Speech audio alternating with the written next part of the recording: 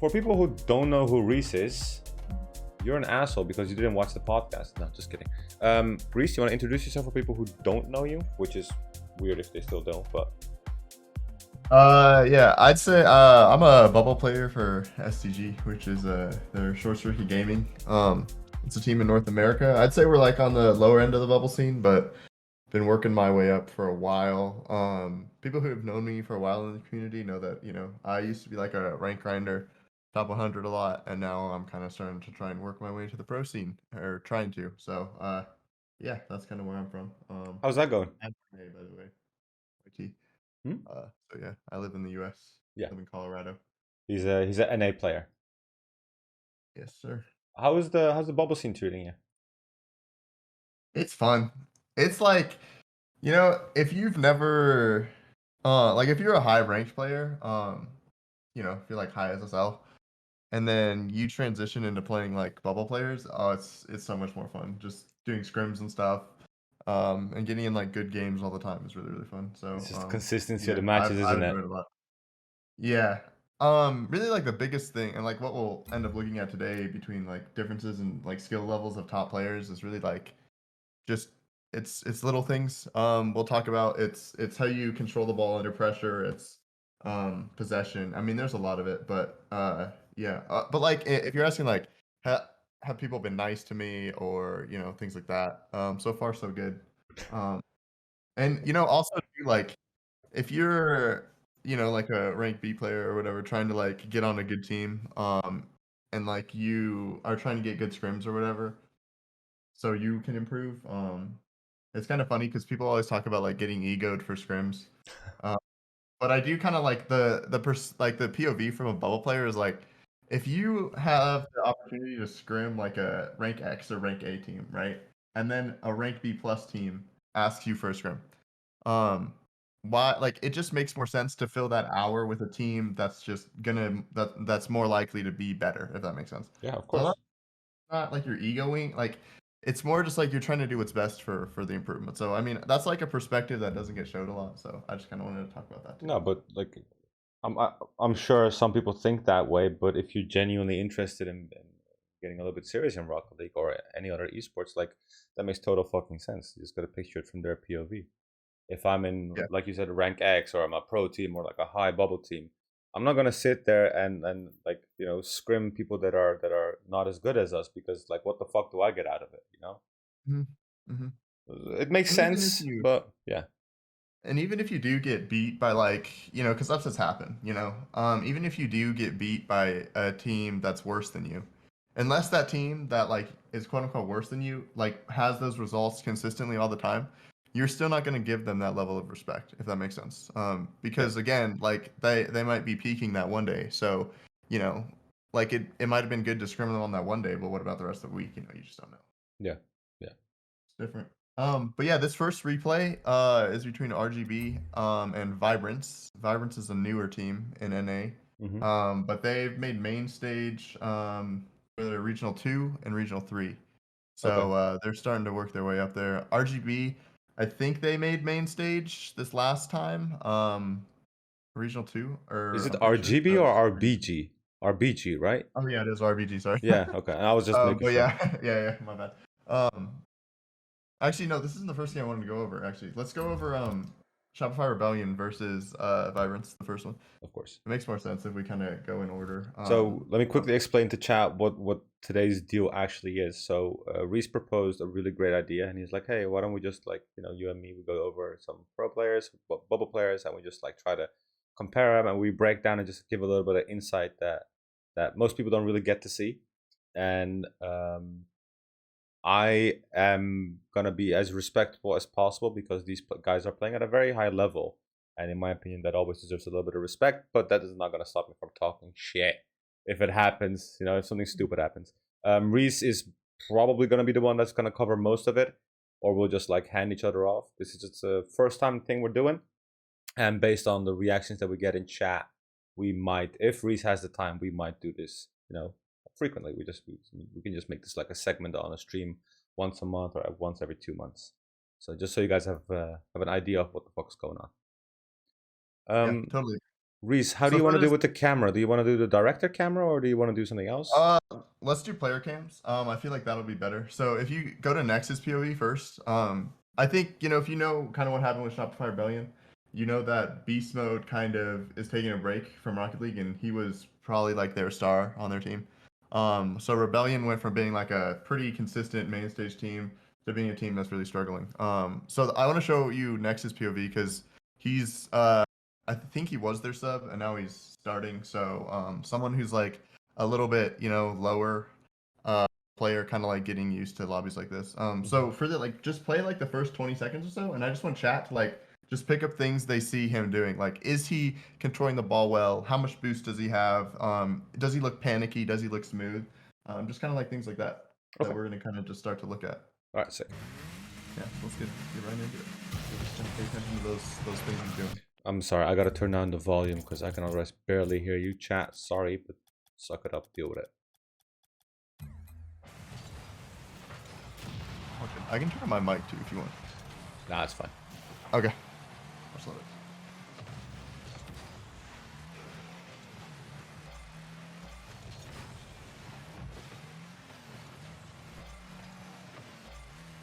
It feels a little bit off, doesn't he? He's like all over the place, not really grabbing boost, lingering around.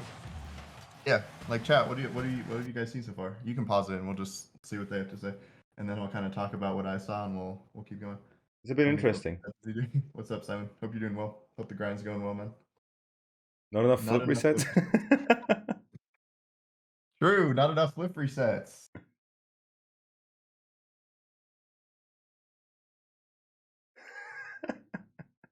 What's up, Zune? Don't know where it needs to be. Good demo off the start. Not picking enough small pads. Yep. He did a backflip when he normally would have gotten the other that. Yeah.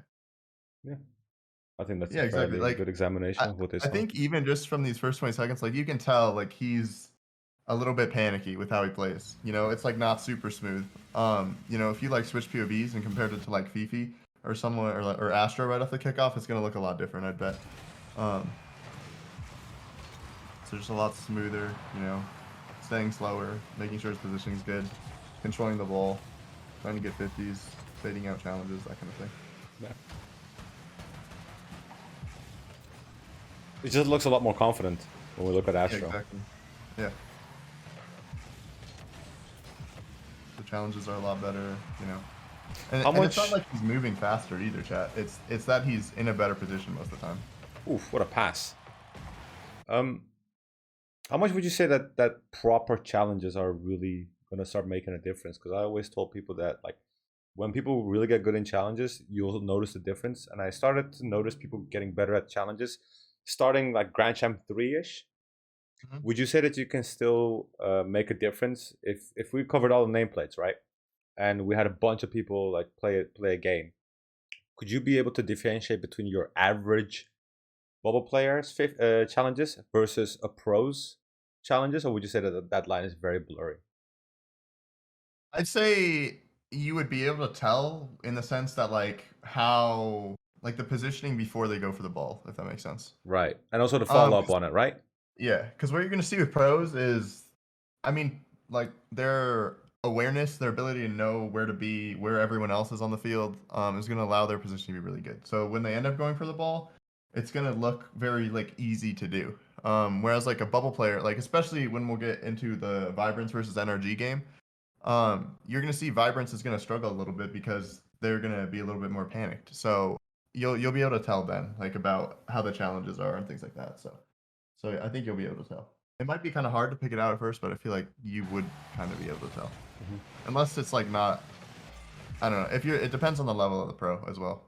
If Yeah. it's like a higher end pro, like a Reddles going up against a lobby like this, I think you'd be able to tell. But if it's someone lower, like like Shock or someone on one of those like lower pro teams, might be harder. Yeah. When you find yourself in an out of position in a rotation, sorry, let me read that whole question because I fucked myself up. What do you recommend to do when you find yourself out of position in a rotation so that you don't get stuck repositioning repeatedly? It's a good question. When you are out of position, the best thing to do is to like what you said, reposition. I think like what you're asking is, when you're the best thing to do when you're out of position is to like get in, like recorrect yourself. So whether that's like going back post, it's kind of a broad question too because each situation you need to be in a different spot most of the time. Yeah, like there are general rules, but it just kind of depends. But like the best thing to do if you're out of position is to like self rotate is what I call it. So for example, if you're sitting, like a good example is your teammate is taking the ball out in the corner, and you're like second man, so you're pushing front post. Um, so then like he challenges, but you're kind of like awkward. So then just like rotate behind your second teammate, and be third man and go back post. So like that's kind of a good example of how you can fix that. But it just For kind of depends. Yeah, for people that queue Situation. ranked, the soft rule is usually if you feel anything awkward going on, rotate third man and just Yeah. let the other guy push it. That is kind of the rotations in ranked. Mm. Once you get into like bubbles, pros, actual teams of like a higher caliber, then obviously certain lines do get blurry.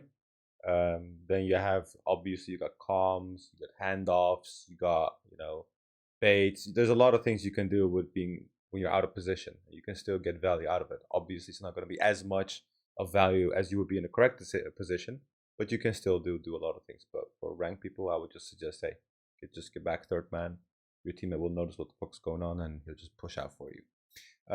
Rhys, do you want to stay on Nexus's POV, or did you have something Yeah. lined up? Sloppy had a question about who's in the best position to go for it. I'm assuming this ball is what you're talking about. So if you like go back a little bit, I'll show you kind of talk about who's in the best spot to go for it. So that was kind of like a bad challenge because he's late. And then like also look at the padding. Like see how he's flipping over the pads and he's not getting them because he's flipping. His flips are bad, not very accurate. So he misses all the pads. And then he kind of cuts the back post. So if he goes wide here, it's his ball every day of the week. But rapid helps because he sees him being in a bad spot. So it should be Nex's ball, but because he like rotates weird, like see how he cuts right there, right? Like if he's back post, he would be in a lot better spot to do that. And I think the Nice. reason why he cuts is because he misses all the pads. So now he has to play that with 23 boosts. But if he would have gotten more pads, he'd be sitting on like 36, and you're chilling back post. So if you have a so he came in on the alignment of the pad, so he came in like this, cut through here. Like if we look at it from a third man perspective, it's not that bad, right? Mhm. But from his POV, from what he can see, from the angles he can get, it would have been more beneficial if he, let's say, he was on the middle, right? He came from middle, go for pad 1, 2, 3, 4, maybe. Come in like wide. That could have been an option. But then you're gonna wander into what if territory, like what if this, what if that, what if this. But generally speaking, you want to have a nice angle on it to see what's going on, but also to get a meaningful touch out of it. And because he rotates short, like Rhys said, it becomes really hard to do anything meaningful because you got to do a full 180 turn on your line to get something out of it. Yeah. And this happens a lot where like you'll sense pressure at net, so you'll cut off your rotation. But what ends up happening is it makes you so awkward that taking that extra time to get back post um, wouldn't have mattered because the amount of time it's going to take you to adjust if you're really awkward in net is going to actually be what gets you beat. Because if this touch just goes a little bit like farther behind him, it's probably a goal. Yeah. Because Rap is too far away. And then for Soup, I think it's better for Next to go there if he's in a better spot because Memory was on the wall and he could have passed him. So, yeah. But like, can you guys tell? Like, see how he just looks a little bit like his challenges just aren't great. He's not really getting the ball. He's out of boost a lot. He's flipping around the field a lot. Doesn't look super calm and controlled. Whereas like all the Vibrance players, look like they're controlling the ball really well. So that's kind of it's going to kind of be a theme here. The team that's higher ranked, the team that's a little bit better, is going to control the ball a little bit better and get better touches a lot of the time. And that's kind of what makes the differences a lot of the time. Yeah. It's not panicking as much, playing calm, playing smooth, being where you need to be. What were you gonna say though? You were about to say something. Okay, fuck it, let's get into it. So it shows, right? So this what do you call it? What do we define as a play style, I guess, like a panicky play style. It shows. And when you're going against people like Astro or Oath or whatever, they'll know, they can tell.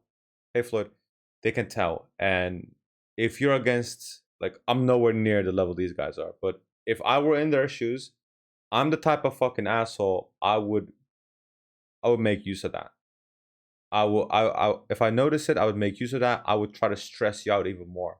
I just try to bump you. I would try to steal your boost. I would get myself out of position to completely fuck with you. Because the first game we might throw away, but after that it's guaranteed, because you're gonna be so thrown off. You're gonna be so out of balance. You're gonna be so out of your element, because you just like you're already panicking. You're like, holy shit! I finally get an opportunity to play in the team. You know, this guy left. Everyone's looking at me. All the eyes are peeled. I'm just gonna start fucking with you, and then it's like a guaranteed win, because the next match is just, you are like, your mind is somewhere else, and it's just gonna be a 3v2 essentially, right? And at this rank and higher, obviously, when one person starts falling off, the entire team collapses. Like, a chain is as strong as its weakest link. That holds true. If one person drops even a little bit, that means that the rotation drops, that means that the pressure drops, that means that the boost rotation drops, that means that the plays drop, that means that defense drops. Everything starts dropping one by one, unless one person really takes it up and tries to correct for you. But you can only go so far at this level. Like in ranked, there's a lot of shit you can make up for, but at this level, people are like on their A game. They're trying to get the W, whether it's a scrim or a tournament. They're doing their best, and they just won't let you. They'll suffocate you. Yeah, exactly. And I mean, to connect it kind of like to what chat would be probably more likely to experience, when you're in ranked and you go into a game where you're the worst player in the lobby, you know, your MMR isn't as low, you know, maybe you're like trying to get Grand Champ and you finally get it and you're in these lobbies that you're not used to playing in. You know, the best advice I can give you is, you know, stay calm. Like, don't panic for everything. You know, kind of like pay attention. Make sure your eyes are looking at your opponents, looking at your teammates. That you kind of know what to do. You know, be in the moment. That's one thing Verge told me. When I asked him, like, what do you do when you're in, you know, like stressful situations in tournaments? And he said, just be in the moment. Make sure you're focused on the game, because when you're playing in lobbies where, you know, you might be uncomfortable, the best thing you can do is just focus as much as you can, and just try not to panic. That's the best thing you can do. So That's really that's good a key, advice. that's a Yeah. super important skill for when you're getting better. And chat, you know too, like when you guys, you know, if you're, you know, 1600, and you know everyone in the lobby is 1600, then you get a 1500 on your teammate. That guy's gonna make it a lot harder to win, just because, you know, it's hard to 2v3 in this game. You know, if your teammate, if you have one guy constantly messing up, it's really hard to win, and that's kind of what happens this series. Next just needs to kind of get more experience, be a little bit calmer, and I think he would kind of be a lot better. But you can see like Rapid in memory getting good touches, and then Next is just kind of looking a lot more panicky, getting bumped, you know, things like that. Make it really hard to win these. See, like that touch, like this is like big panic. Yeah. Like, first of all, I think he saw the passing opportunity, Yeah, without a doubt. but even then, it's like a bit weird to do this, unless it was called for, obviously. But I don't think it was called for. Yeah, but even then, like, he has space to go a little bit further back to make his touch easier, to make his angle to the ball easier. Yeah. He makes it like really sharp, makes it really awkward. And it's things like that. I mean, at this level, like that is really going to create a lot of pressure for your team. I think he's just very nervous, which credit, Yeah. you know, is. Yeah, I mean, it's RLCS. It's very, very, you know, the nerves come, the pressure comes. And that's another thing too, like when you're in tournaments, you're going to play differently. When you're in comms, when there's things on the line, you're going to play differently. I think. So I think you are trying to. Oh, sorry. Yeah, I think a lot of people underestimate the how much of a difference experience can make. Like, for example, when I tell people who want to, like, you know, play at higher ranks, or, you know, trying to get into the tournament scene, I'm not talking about like big tournaments like RLCS or something, but like they always underestimate how much experience matters. And they want to do, like, they get into a tournament, they lose, they're like, okay, whatever, it's my first tournament. And then they go in for the second one, they lose, and they get annoyed. It's like, dude, like, you need to crush at least 50 back to back, and then we can start talking about, you know, you grabbing a couple of W's, because you need to get used to not be nervous, to not get anxious, and you need to learn how it is to be in those environments and how to deal with it, right? What's up? Nice, welcome, bro. And Yeah, do you have any experience that you can talk about? Yeah, totally. Like when I first joined a team like 2 months ago, you know, when you first start playing in tournaments and you first start playing against teams that are like, solid like rank X teams, uh you definitely feel the nerves. And I definitely did. Also too, like my mentality, like normally I'm pretty calm. And so I think my transition was kind of a little bit faster than like average, but really for like the first like week or so, you definitely feel the pressure, you feel the nerves. Um and yeah, like 100%. When you go into tournaments, and you're trying to calm and focus on all this. And that's the other thing too. Like when you're just playing ranked, you don't have to say anything, but when you're in comms with your team, like that takes brain power. And then you're also playing in a lobby where everyone's maybe a little bit better than you, and you have to adjust to that. So it's kind of you have to focus a lot. And it's challenging, and you're gonna feel uncomfortable. You're gonna make mistakes. But yeah, like that's if you're trying to get into the bubble scene, you gotta start playing tournaments. You gotta start getting that experience because RLCS comes, you're just gonna feel the pressure. If you've never played against the next team, and you go into RLCS, and now you're playing up against rank A, rank X teams, maybe even B plus teams, like they're gonna play and they're gonna force you to make mistakes. And if you're not calm and collected and know what's going on, you're gonna mess up. So get that experience. For all you like SSLs up there who want to try and make it with this game, that's what I'd recommend. Yeah, exactly. Um, Chat, would you please be so nice to? Oh, they already. Never mind. Thank you, Panic. Um, yeah. The thing is, I didn't have that many conversations with you. I know we did a podcast together and we had some brief conversations before and after that. But one thing that people, one thing that really, in my opinion, makes you different than most people is you're very goal oriented and you have a very I don't know how to say this in English, so like bear with me. It's like a very objective view on things. It's like you separate things very well, and I think that's one of the reasons why you could adjust to tournament environments a lot easier than most people. Or as you say, um, like some people, they it's really hard for them to differentiate between ranked competitive and actual competitive, and they try to carry that same mindset of ranked into the tournaments or into the leagues or into the RLCS or whatever the fuck, and then they just get like slapped in the face with reality. And um, like, when you play ranked, if you play threes, that's six people on the field. Some guy might be trying, the other guy might be sweating his fucking ass off. At the end of the day, he might not really care.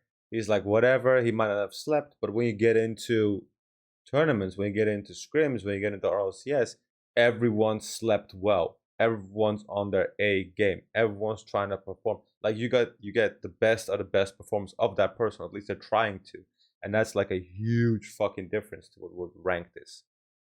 Yeah, without a doubt. Yeah. When pros like talk about ranked not mattering, I've never like understood what they mean as much as after like now when I've played in a bunch of tournaments because it's so different. Like you'll like the amount of times I would play pros or rank X people in ranked and win, and you're just kind of like, okay, these guys can't be that good. But then when you play them full sweating in a tournament, it's completely different, especially when they're playing with three other really good players or two other really good players. It's What's up, completely XJ? different. But getting Nice. back to the gameplay. Sorry, 1 second before you get into it. Oh, Nice. If yeah, you go got for any it. questions, just feel free to ask, bro. No worries. Yes, please go on, Rhys. But getting back into the gameplay, like, I want chat just to pay attention to now, like, looking at a broader scale, like, look at the two teams, look at how the two teams are controlling the ball. Are they passing to each other? Are they throwing the ball away? Things like that.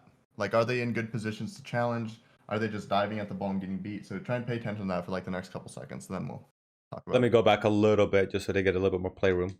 Yeah, you can just go up to the goal. Oh, okay. Happens. Yeah. This one? Or Oh the other no, I one? meant like you can play it up to the goal. Like Okay. go. Yeah, that's fine. Just kind of. Okay, I can kind of understand.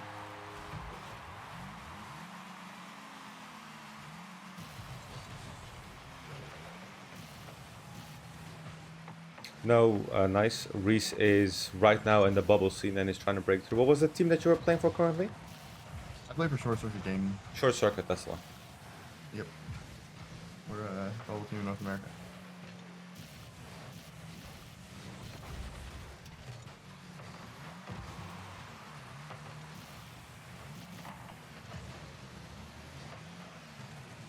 It's like, I can't go without saying this, but you can. I feel sorry for Nexus because he is trying, but you can just tell he's like, I have no fucking idea what to do.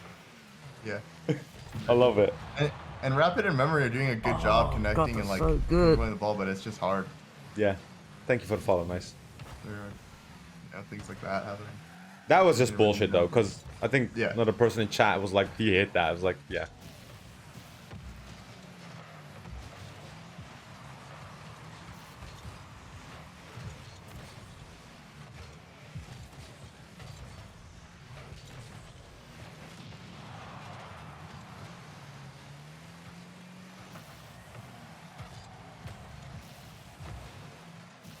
Given the gameplay, I would have expected, was it RBG? Sorry, Vibrance. Vibrance to nail a couple more goals in right now. Yeah. I mean, it's been, like fairly close so far. The scoreline says that, but I think when you actually look at the gameplay, Vibrance has been in control the entire time. Yeah.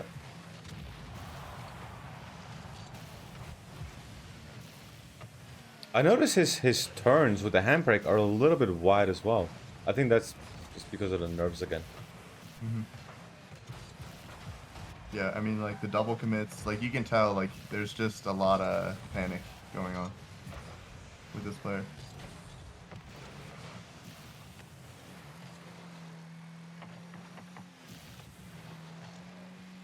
Is this a best of series?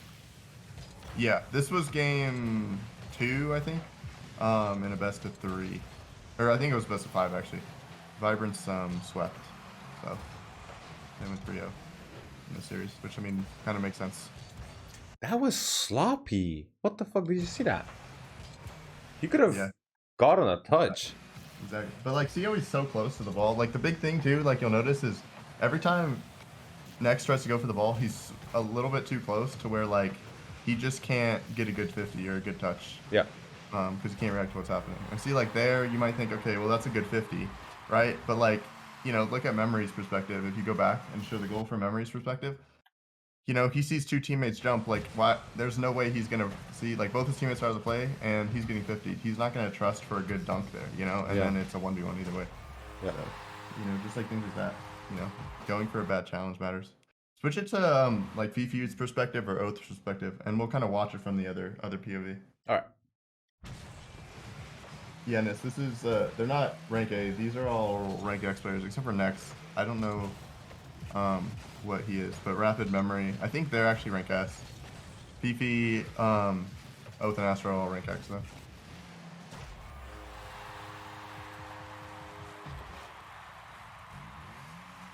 And then someone asked like, what's a?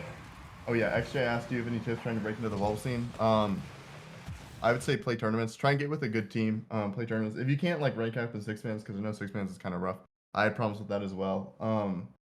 I would try and get with other like two good players like in ranked, and try and play tournaments and trying to get used to the way, like try and learn like what the better teams are doing, what the better teams are doing against you, how they're controlling the ball, things like that. Can you Rank- can you explain the ranks in 6-mans? Because I think there's a lot of people that don't Yeah. actually know what it actually means. Yeah. So 6-mans is like kind of, it's annoying because it kind of determines everything for you as a bubble player. You're either, if you're rank B, no, you're not going to get scrims against B plus teams. If you're rank B plus, you're not going to get scrims against A. So basically, you have a bunch of levels. I think it goes like to H or something. Rank B, for example, is I think like 1800 MMR in ranked. So rank B is right there, and then you have B plus, which is you can only get by winning a lot in the actual rank B 6-mans. And 6-mans is just you're take 6 people, you put them on 2 teams, and they play against each other, and the team that wins, they get more points. And so if you get enough points, you promote to B plus, and then if you're in B plus and you get enough points, you promote to A, and kind of all the way up the chain. So it goes B plus, A, X, and then S. So those are the ranks. S is for top 10 RLCS in the region, and that changes like every single I think season. So from RLCS season 10 to RLCS season, I think they're calling it like 2021 now, but So that's like the top 10 teams get just rank as a X. follow up on that, just one more question as a follow up on that. We'll get back to the replays.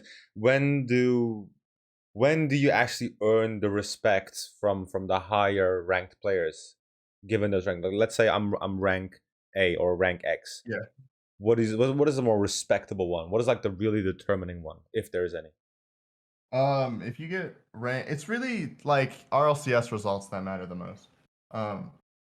And the reason you play six mans is to get with other good people. That's really like the big thing. So let's say you're rank A, right? You have a rank A team, and then you play quals, you play RLCS quals, and you guys do really well and make regionals. Um, if you make regionals, then you get rank X because you can also get higher ranks through RLCS results. So like let's say you make regional a couple times, then a lot of X teams are going to respect you because you've proven that you can get results consistently. So that's kind of like the best way to get your name out there is RLCS results by far. It's Okay. not like other tournaments. Other tournaments matter, but RLCS results are the big thing that matters. Okay. For sure. No doubt. But yeah, do you see just how more in control like Vibrance is? Like, look at the way they're moving. Look at how spread out they are. Yeah. See how they can kind of react to whatever's happening. They're always trying to get follow-up touches, control the ball, and sure, it's not perfect. Like they're not pros, but like they're pretty good, right? There's a clear difference, definitely, and there's two things that make the biggest difference. Now we watch Nexus, for example. Number one, recoveries. Number two, the boost padding. It's just almost picture perfect. Right. And I think in the ball chasing stat, and don't always like take ball chasing stats seriously, but in the boost one, Nex is on like an average of 38 boost when everyone's like 48 or 50, and that's a pretty significant difference. Yeah. Right there.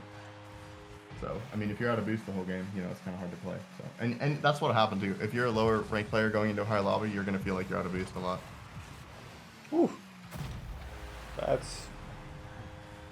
Yeah, They should have exactly. respected the shot on that one. Yeah, it's just different, The level of play is different. And that's kind of what I wanted the format to be. It's going to be like different levels of bubble teams, right? So Shopify Rebellion now kind of like a lot worse of a bubble team now that Nex is playing against Vibrance, which is like a pretty top tier bubble team right now. I just want to use this moment just to reflect back on the coaching that I regularly do. This is by far the best example I can give for now.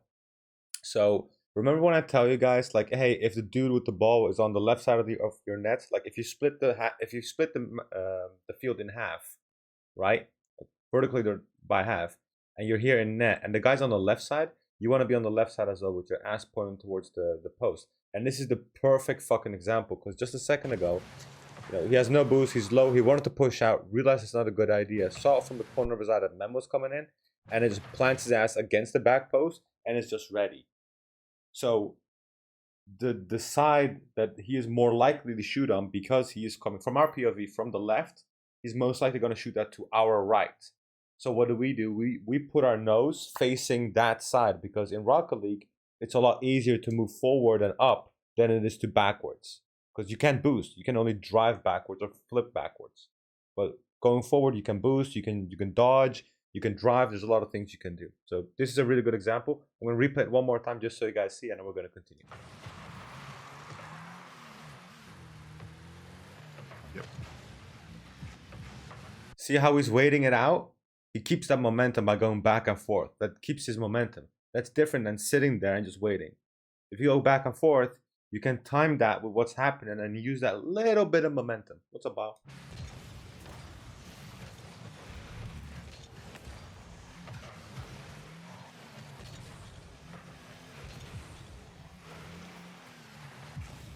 Yeah, and I mean, at the end of the day, Vibrance was just better. And even there, like, Nex is just too close. Like, he's just so awkward because he's playing too close. So show from his PB, like, he's not going to be able to react to what happens. So he's wait for the boom. It's going to, once the ball switches sides of the field. Right here. Look how he goes super close to Rapid. Right, and this ball gets touched out. And now he's way too close to Oath where he can't react to what's happening. The read's too hard and he gets double one. And there's nothing you do. That's so much easier to deal with if you're just further away from the play. So let's start here, right? So boom, ball gets cleared. What would you do? I would circle back post. Like, just kind of go grab the pad, like the first pad in front of the net that's like in the center line, and then kind of turn around and go back post. Why would you do that? Because it gives you separation from the play and your teammates. Because memories on the wall. Yeah. And so, like, you don't need to play that side of the field. So it's better to space out as a team and cover as many options as you can. Because if you're all, like, clumped up like this, like, if you kind of show it, like, from a spaced out perspective, you'll kind of see that they're all basically in the same spot on the field as soon as Rapid hits this ball and Next moves out. And so basically all Vibrance has to do is just get the ball behind one player and it outplays all three of them. And so that's basically what happens. Exactly. So You just kind of the community understands this is what I mean with like having awareness or having a nice POV. So in this case, we can't see dick. You don't see shit. There's nothing you can tell it's happening. If you move back a little bit, drop your ball can, you get over you can make the decision. But just like we said, obviously just shock around. And then, if we did what you did, what you would do, Rhys, we would be in a perfect position to do something against this ball because right now, as you said, just repeating you, it's just awkward. You'd be further back. And then as soon as Oath hits this, you can just go for it. You don't have to wait because you'd be like facing, instead of facing back towards your net, you'd be facing the wall. And as soon as he hits it on the corner, you can just challenge. Exactly. Hey, Liga. So yeah, just better position. And there again, instantly just throws the ball away. I mean, yeah, there's like 4 seconds left, but like you can kind of just tell, not at the same level as everyone else in the lobby.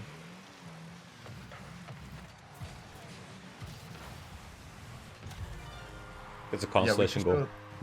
We can show the next replays of RBG versus Vibrance, which that series went to Game 5. So this is going to look a lot closer. There's ones. Please don't forget what you're going to say. I need to answer a couple of questions because there's a lot of. Oh my fucking god. My boy Haddon! Thank you so much, man. You all don't understand. I never seen so many Dominican women with cinnamon tans. How you doing, bro? Thank you so much. Just to answer a couple of questions from Bala Nice.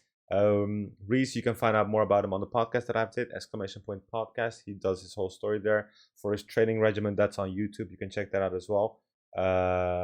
Did he coach a bubble player yet? I've coached Ashley on stream once, and more people that were in or near top 100 for the credibility check. No replays today. We're going to do the pro bubble scene. Tomorrow is the RLCD stream where we're going to grab the replays from the biggest coaching Discord community in Rocket League. And then Monday, we're going to resume with regular coaching. There's another sub. Jalapeno, thank you as much, man. Thank you as well. Hello Turkey Turk, less than 3 currently on the road to get a new job. Going great for now. Also chilling in and out of C3 Div 4. The grind is real. Thank you very much, Jalapeno. I really appreciate it. Hell yeah, Haddon. You around tonight, bro? Yeah, I know. I've been talking to him. Waffles. He's focusing a lot on school right now. Sorry to cut you off, Rhys. Let's continue. No, you're good. Totally good.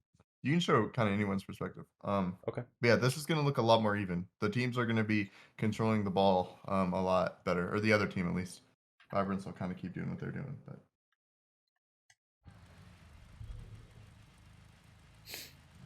Both these teams made main stage, so they made top 16 in North America, which is pretty hard to do. So both very good teams. See, like right off the kickoff, see how he controlled that ball, chat? See how he didn't throw it away? Right. Even with a bump. Yeah, exactly. See how he doesn't panic? He just looks, sees VPs backwards, and just controls the ball and almost scores.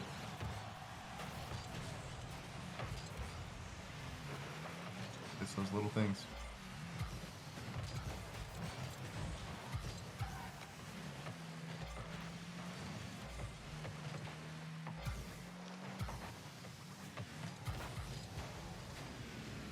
Take care, Adam. Again, the control. Not throwing it away. Always trying to make a play. And then Vibrance on the other end of the field, right? Yeah. With this pass. As soon as they get it, like they're not throwing the possession. Right? Astro gets it by 1. Oath passes it to Astro, Pass goes back, almost get another goal.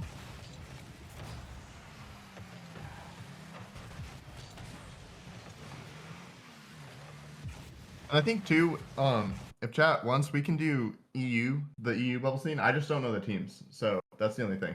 That's why I picked NA for the first one, because I just know the teams a lot better. I know the level of the teams. Hey, if chat likes it, next time we'll just grab the EU teams. But for now, Yeah, let's just stick exactly. to what you did, and that'll be Yeah, exactly. fine.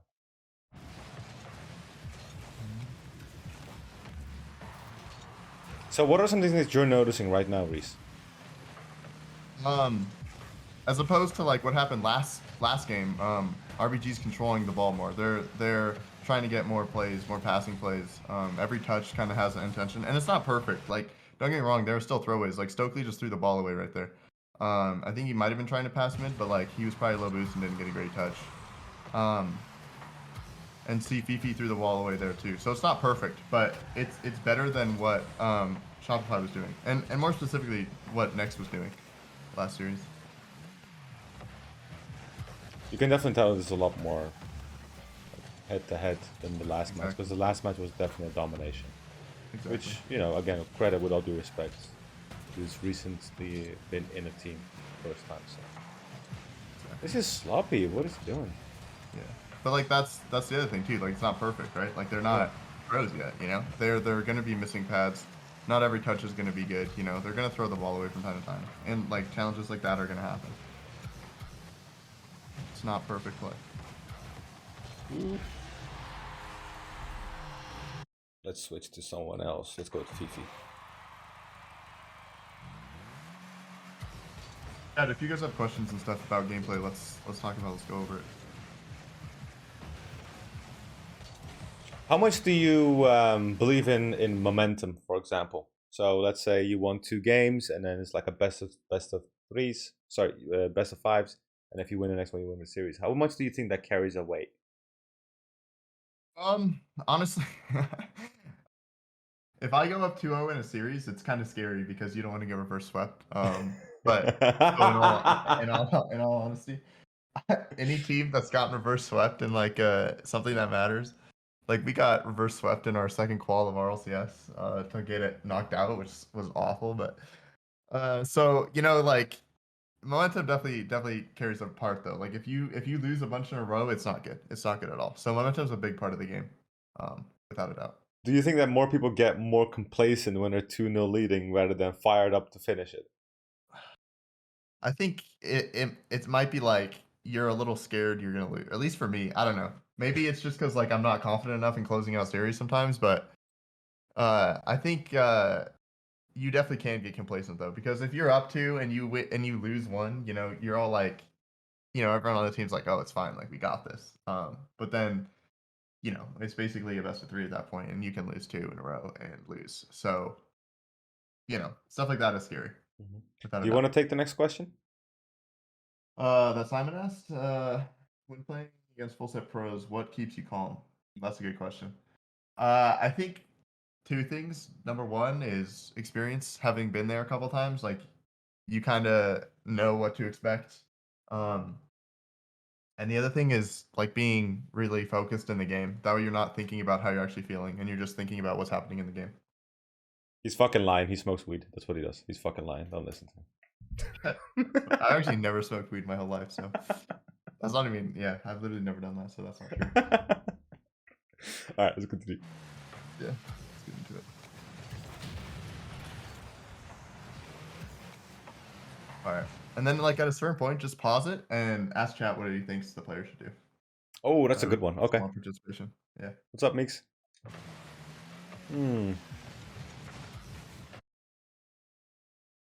This is a good play. Okay, let's go back a little bit, chat. I want to ask what he should do, but don't go what if, shoulda, woulda, coulda. What would be smart to do? Okay.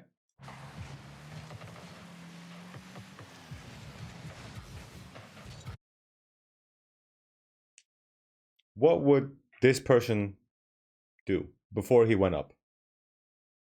He should flip reset. Yeah, of course. Exactly. Sure. That's the right answer. He should score.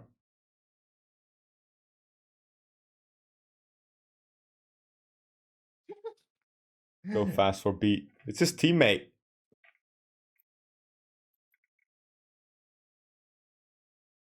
Pass the expert. Okay.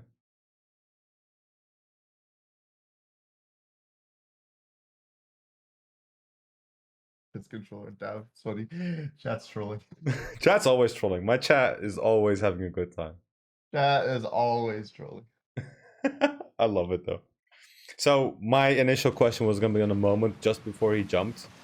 So right around here. This is where I wanted to stop it, but it didn't work out. So he's going up, whatever. Right. So if we're just gonna go back to that, just let me put my 2 cents in.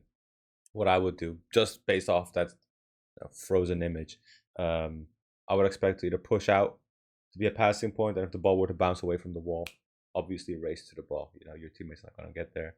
You get a follow-up touch on. Hopefully, expert just stays on the ball, follows up on it, is a passing point to you. And if the ball were to stuck on the wall, then you're in a great passing point for expert, and just continue to play. So this is a 2-man play right now, because I forgot the other dude's name. Money right now is in rotation, probably trying to race for the big boost. So this is a 2-man play. Third man is not yet fully in position, so that's probably one of the reasons why Oath probably is just like charging fucking in, like balls to the walls, to keep the pressure up and not let that third man get a catch. Don't let that third man catch a breath. Pass doesn't work out.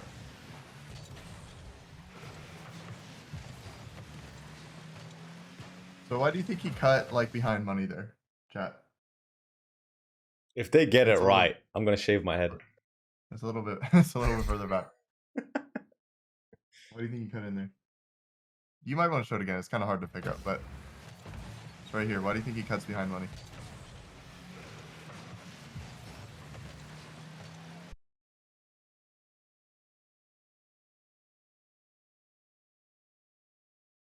Money was on the wall, probably low boost. He knows his mate is low boost, expecting to lose the 50. Yep. I mean, but like, it might make more sense to go back post there, right? Technically speaking.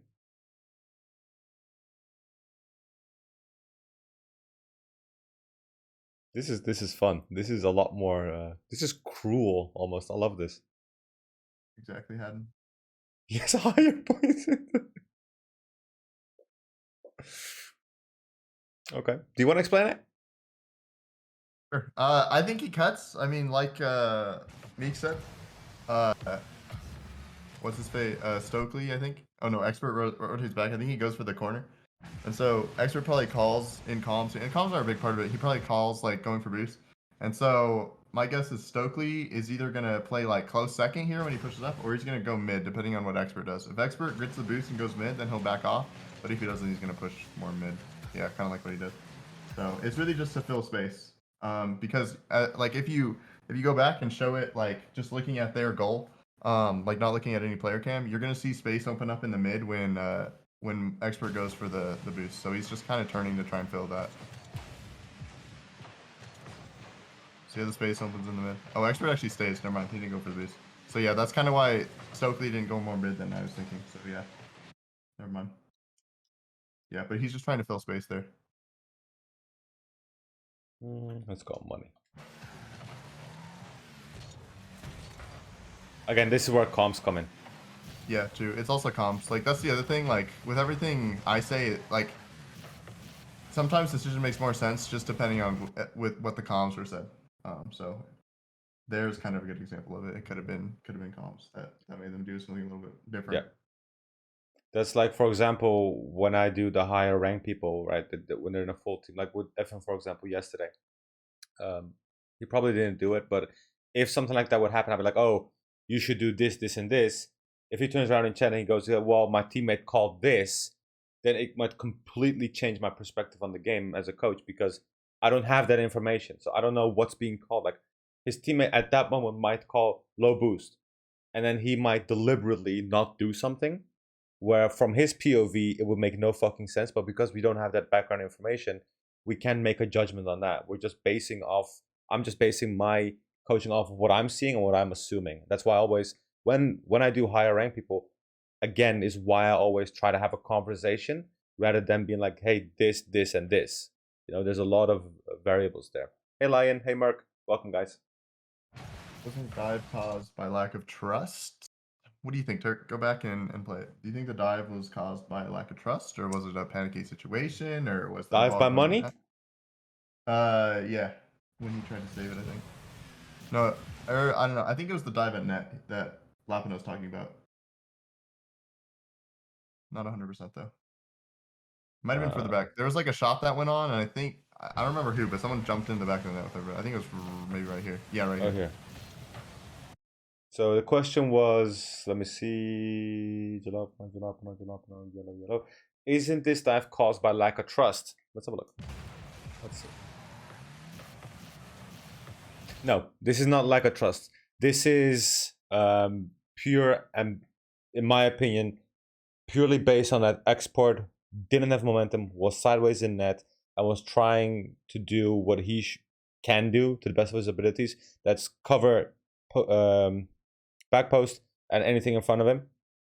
Noticing that he's just jumping in is like, hey, if I can get a touch, I'll at least make his job easier. And with the momentum that I'm coming in, the ball will yeet away, and I can continue to play and give my teammates some time.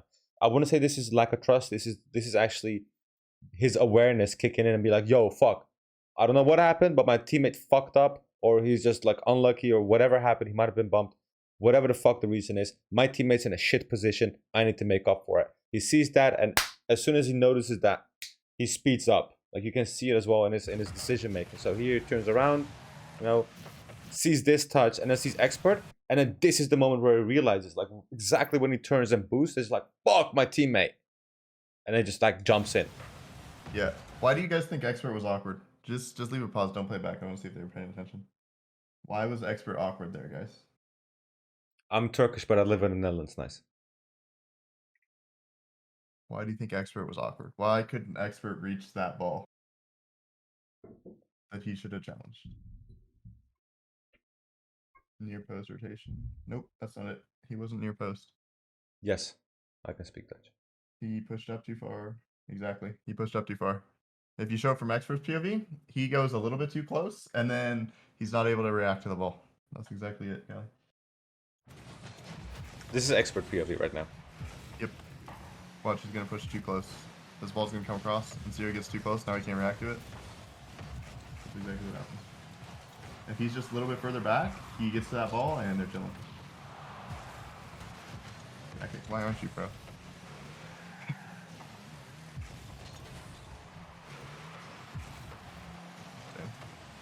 RBG making some good saves, though. Yeah.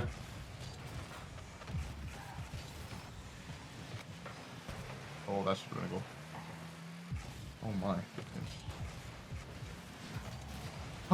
What? Hold on. That made me shake my head. Like, what the fuck? Hold on.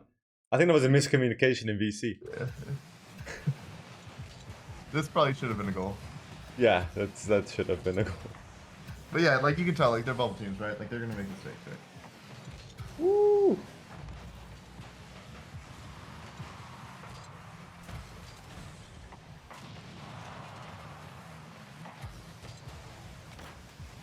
Good challenge. Oh, good recovery. I like that. Very close.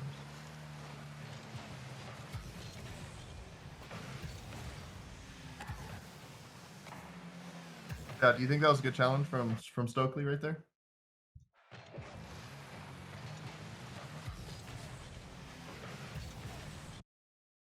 That one. Yeah. Do you think that was good? Yes or no? And why?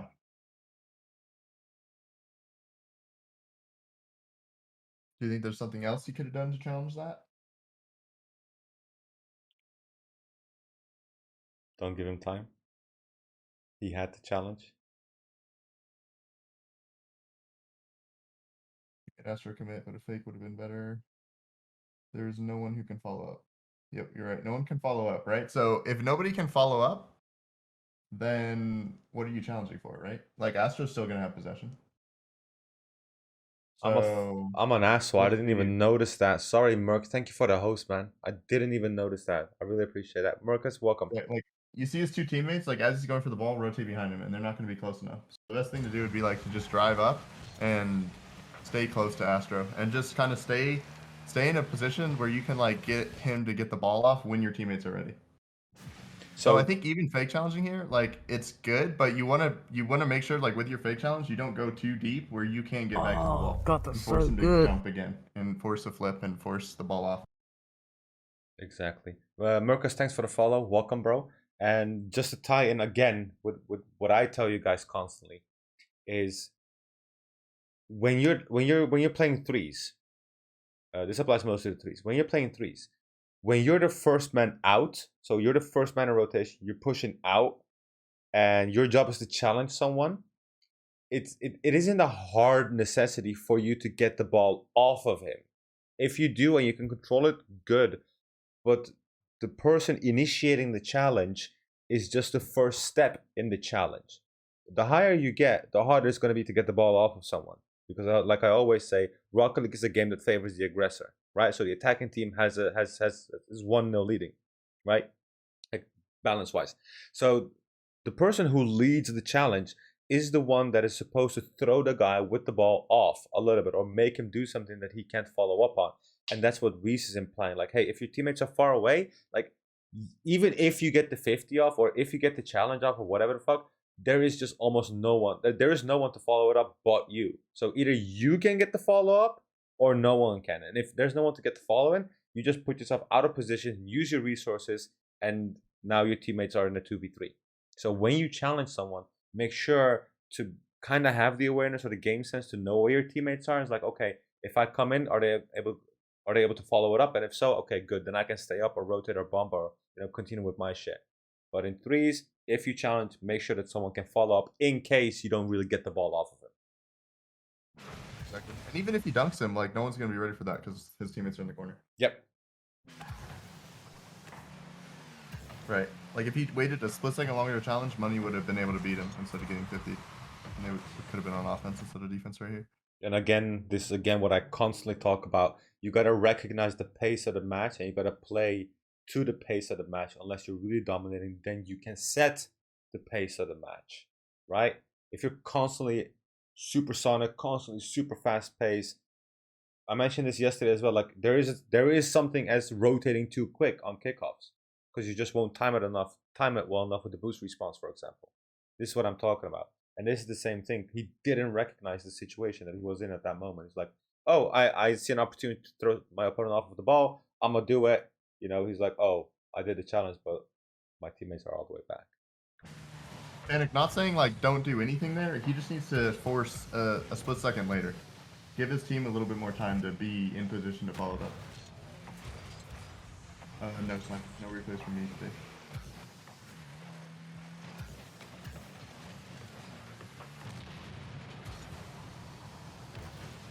Down. Yeah. I've got a weak spot for passes like that. I know it's not the hardest shit to do, but whenever the ball's right in the air and they just kill it fucking down, I fucking love doing that shit too. It's just there's something satisfying about that ball just coming in and just like boom, right in front of your teammate.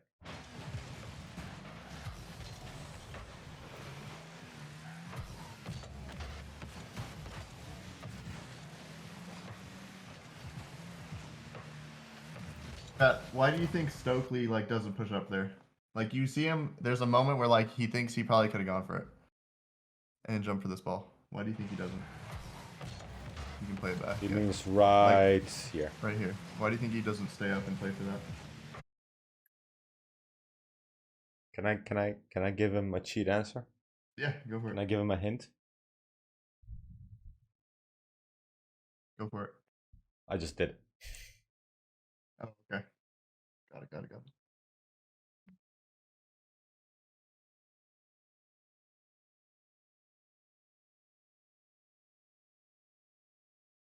His microphone was off.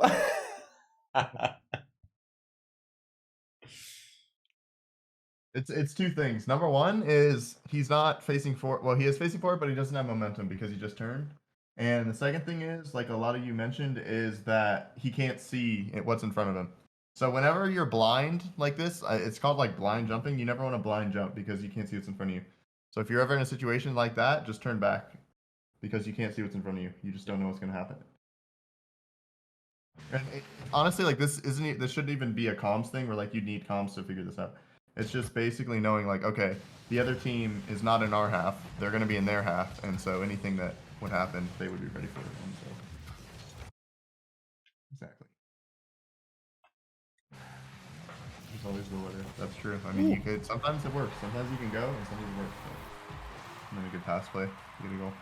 Like you can tell, like this game's a lot more even, right? Like they're making better decisions. Yeah. Oh, I don't know. that was a bit. Ooh.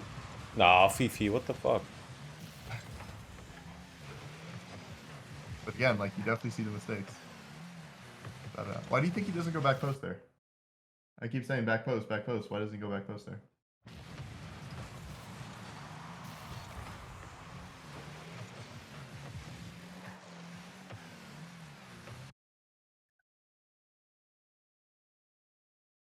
Why would he not go back post?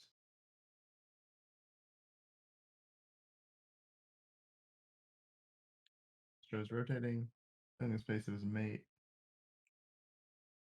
Yeah, I mean, basically, it's like so. For one, Astro's going back post, right? So he's gonna be last. But it's also Fifi. I'm assuming he calls because you can't really see it from whoever's perspective this is. This is Oath.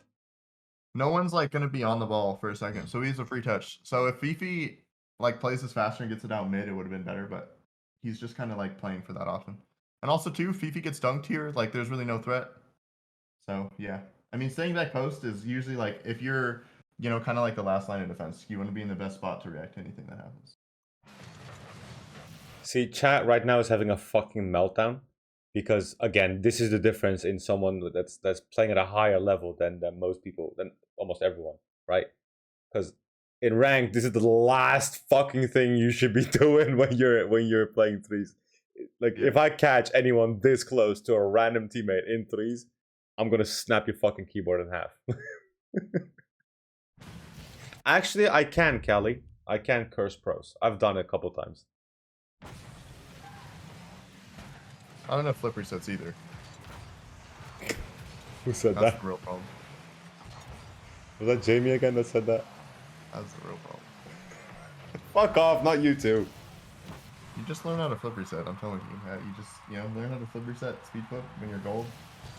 That's all you need. That is all you need. Demo. Likewise, Jamie.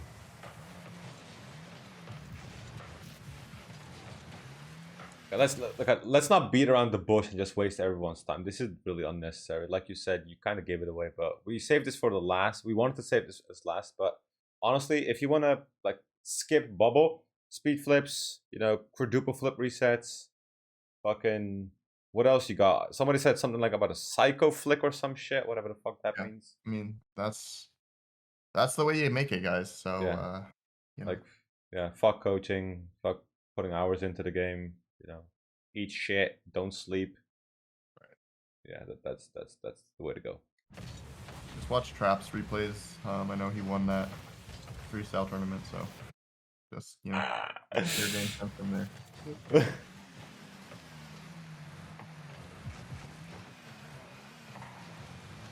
See how Fifi's not like boosting all the time, guys, though? See how he's just kind of like driving around the field a lot?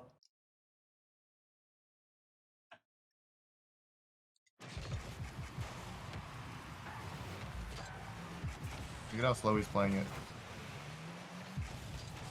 Alright, gets back. Just kind of chilling, driving back. Not really worried about anything.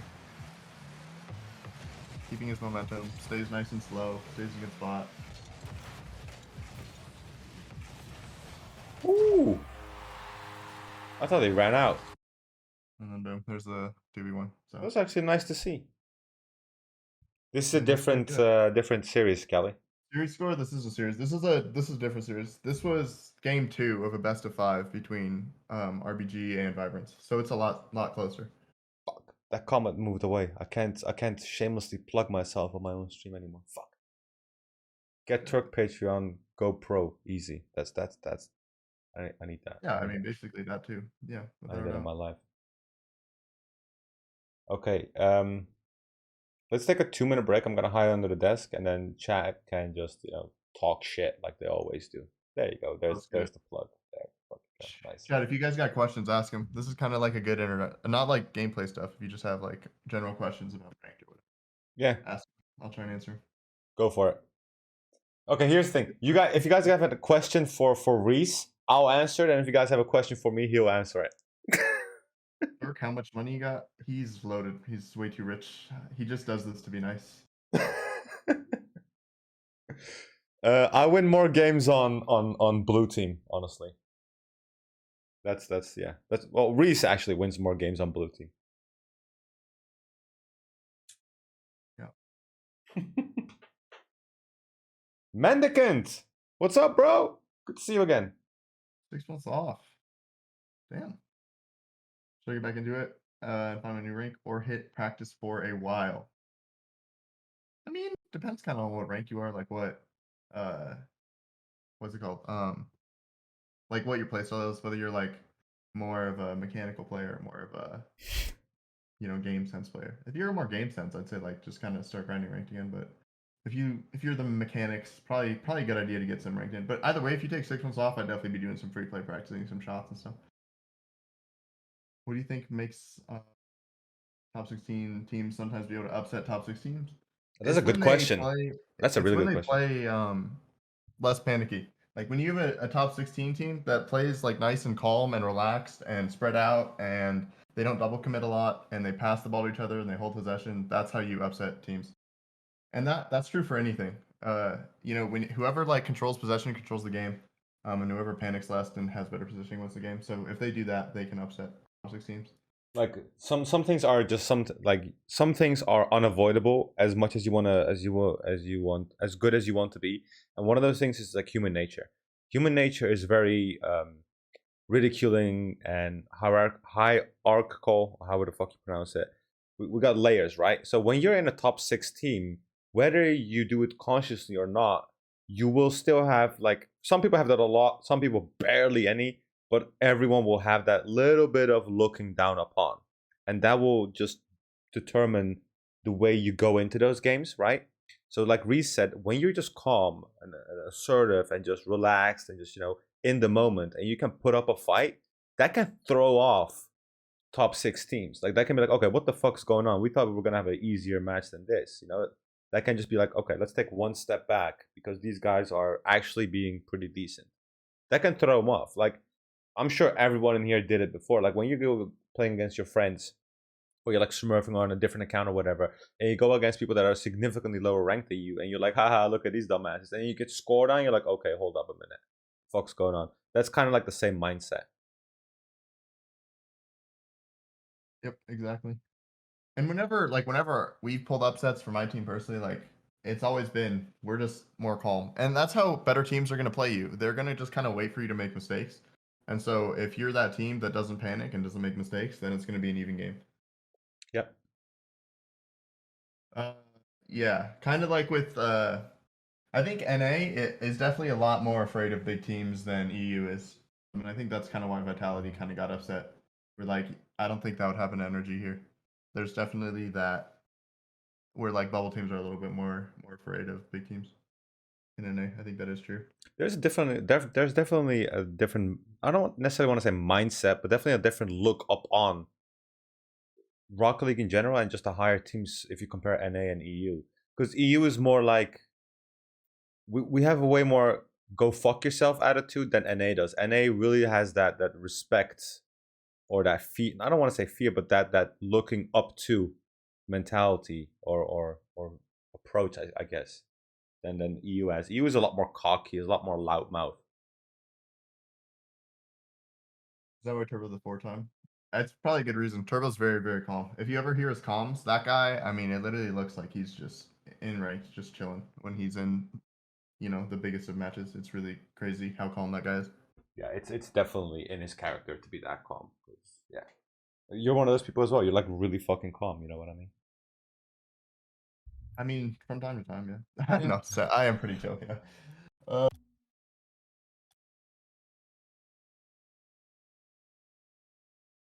That's a different subject. Nice. Toxicity is different. I'm talking like the median look upon things. I'm very generalizing here. I see you grabbed game 2, 3, and 9 from NRG versus. Oh no, hold on a second. You grabbed NRG versus Vibrance. Oh, just to compare them. Nice. This is a good one, yeah. Yeah, and then you grabbed 2 matches of NRG versus G2. Yeah. Obviously, I think we're gonna go into the Vibrance match then. Yeah, let's do Just it. to compare, yeah, I This can is already just see gonna the show, like, fucking what results. happens. What happens when a pro team plays a bubble team? And what you're gonna notice is NRG is gonna control the ball a lot better. They're gonna play a lot. They're gonna be in better positions. They're gonna just kind of relax and let Vibrance mess up. And you're gonna see And Vibrance get really panicky. yeah, and just to reiterate what Rhys said, the kind of vibe he's going for is, hey, pay attention. If you see something, you know, just be like, hey, what the fuck's going on there? Hey, be like, hey, I noticed that XYZ was out of position, or this looked weird to me. You know, just remember the timestamp while you're typing. The match obviously going to continue. Just, you know, this is why we're here. This is why we're doing this, just so we can like provide a different perspective on these pro matches than you see with other channels or other videos or whatever. And from time to time, Rhys will be like, hey, can we go to this? And then we'll deconstruct that. Okay? So this is mostly for you guys. In my experience, Simon, no, but I mean, also, you know, most like pros and bubble players are ranging from like 15 to 19. So, you know, you can imagine with kind of developing brains, something's happen, I'm sure. Which should be really, there should be an iron fist ruling that, but you know, that's me. Yep. There definitely should be some more mature mindsets, but you know, alas, the Rocket League scene is pretty immature, I'd say. Never mind. That topic is for a different time. We'll cover that topic on Monday, because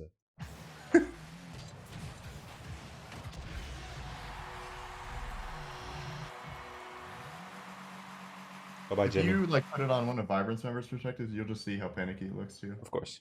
You want Oath, Fifi? Yeah, whoever. Whoever. I'm good with anybody. I'm sure they're all panic at some point.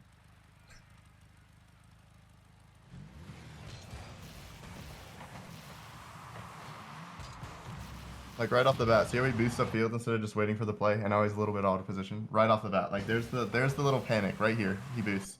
Now he's too far forward, and he also wastes a lot of boost doing that. Right now he's too far forward, gets a bad touch, throws it away, and immediately NRG being NRG punishes. Instant. What's up, Endek? Stuff like that.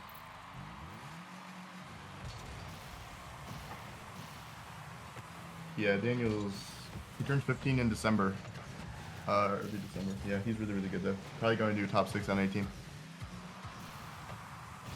That's a fucking entrance, though. When you turn 15, just instant top 6 team. That's like, you're skipping a lot of shit, you know? That's a nice bump. Yeah, he's an interesting individual, that's for sure. Okay, I want to talk about this. I know you noticed it too, but I want to get your perspective on this. Okay, so Oath is here. Yeah. He's rotating back, right? Comes into net, kind of cuts off his rotation, goes into the play, goes for a challenge, and then waits as a passing point. Right? Yeah. Thank you, nice. I'll update that. Thank you very much for letting me know. In my opinion, he's kind of sleeping. I think that he spends too much time up here, and definitely spends too much time when we see him rotate back. He's just driving, like he's got his mouth wide open and staring. What is your take on this? I think when he challenges, like he goes for a ball that he's already beat for, like before he ends up turning on the wall. And I think that's why the whole play is kind of scuffed, because he wastes all his boost basically to do nothing. Like, what's that challenge do? Garrett's already beating. There's no threat with Garrett hitting that to the wall. So like, I just feel like he just should not go there. He should just drive up and not go and wait. And I think that's the way he should have played it. But I do think you're right. Like, he stays up too long knowing Garrett and, you know, probably has another touch, and knowing Astro was too close to like kind of react to whatever happened.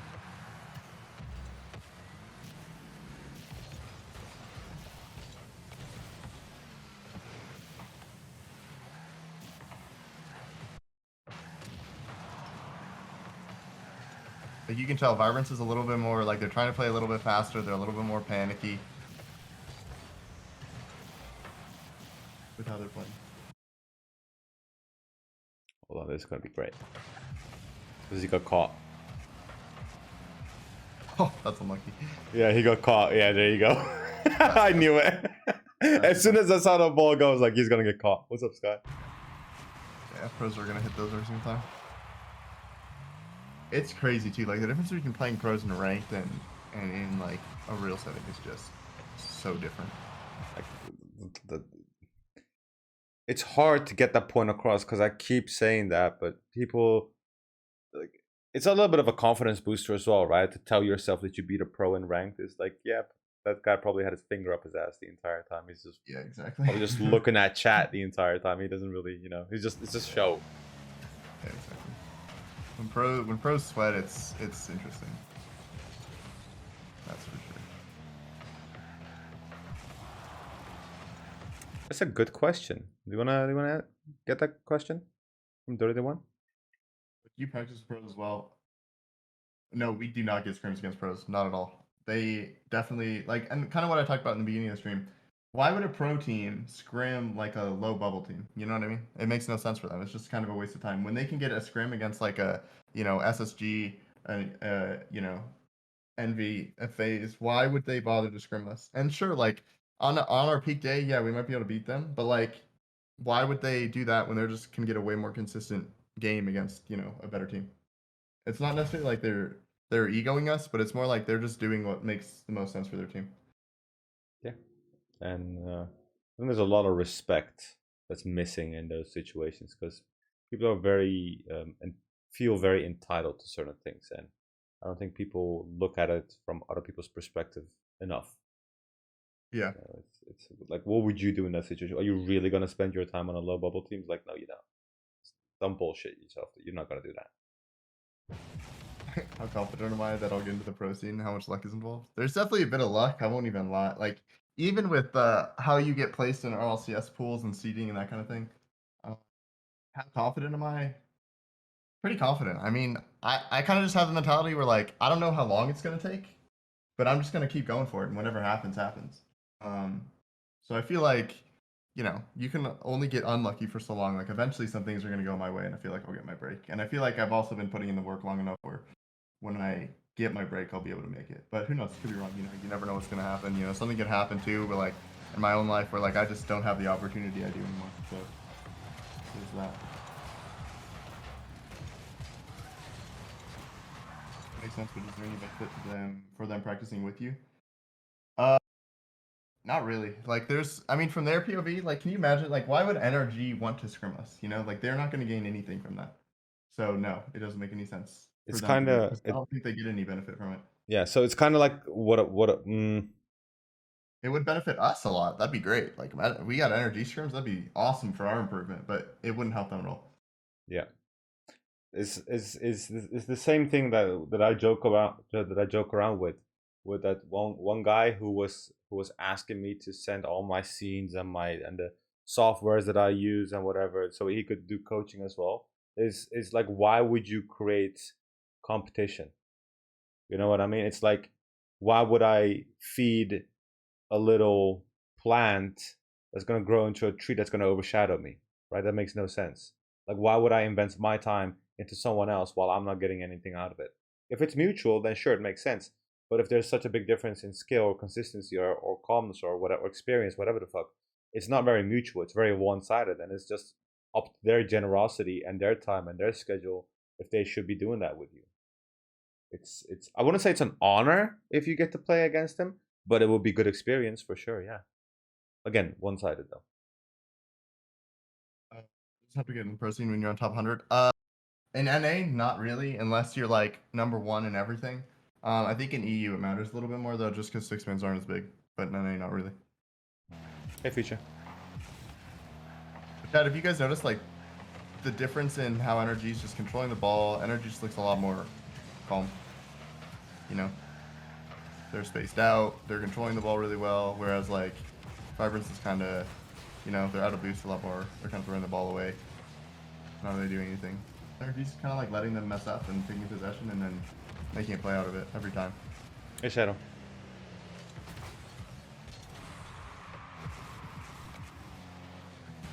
And like that's the big difference. And then the next game we're gonna see what happens like if NRG gets outplayed. Like how do you outplay NRG? Because I kind of wanted to show every single level of like the bubble scene up into the top of the pro scene. So this is again what Rhys was saying earlier, is where they just wait out the mistakes, right? This is, for example, like I don't play competitively anymore. I used to play a lot, and that skill is one of those things that just like if it even diminishes, it diminishes slowly. Obviously, I'm not at my peak, but just you saw earlier, like when I'm playing in twos, when I'm playing in threes, where it's like champion 2, champion 3, grand champ, it's still a little bit like jokey to me, you know what I mean? And with awareness, you can really get around them by just waiting for the mistakes to happen, because they will make the mistake. And you see that here very clearly. NRG notices it and is just waiting it out. And you see it on the next aerial here, right on this one, right? He goes up, no one does anything. On the follow-up, no one does it. Like, you think Justin can challenge? Garrett can challenge? Squishy's turning in on muscle memory, you know what I mean? But no one's doing anything until it's completely played himself out, because there's no threat. He can't do anything. That's just experience, recognition, awareness, game sense. That all kicks in. You're like, oh, like, what the fuck is he gonna do? You know, he's gonna get a shot off of our net. Brilliant, go for it. You know, it's like a little bit like, come on, bring it. Like, I know you're gonna fuck up, ish. Mentality. Exactly. That's just them like outplaying, just being smarter, just letting them throw the ball away, letting them waste boost, and NRG just sits back and waits and then takes possession. Why is my favorite card the Scarab? I mean, I don't think I even need to answer that. That should be obvious. Wait, what? Can you send me everything you got so I can start coaching? Yeah, sure. Drop $10,000 and I'll think about it.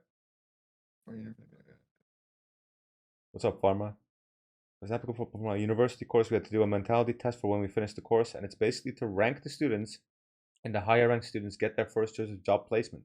And one of the traits they look for is people focusing on their own progression over helping others. They will actively mark your rank lower if you choose to sacrifice your own learning to help colleagues, etc., as it could jeopardize your own learning while on the job.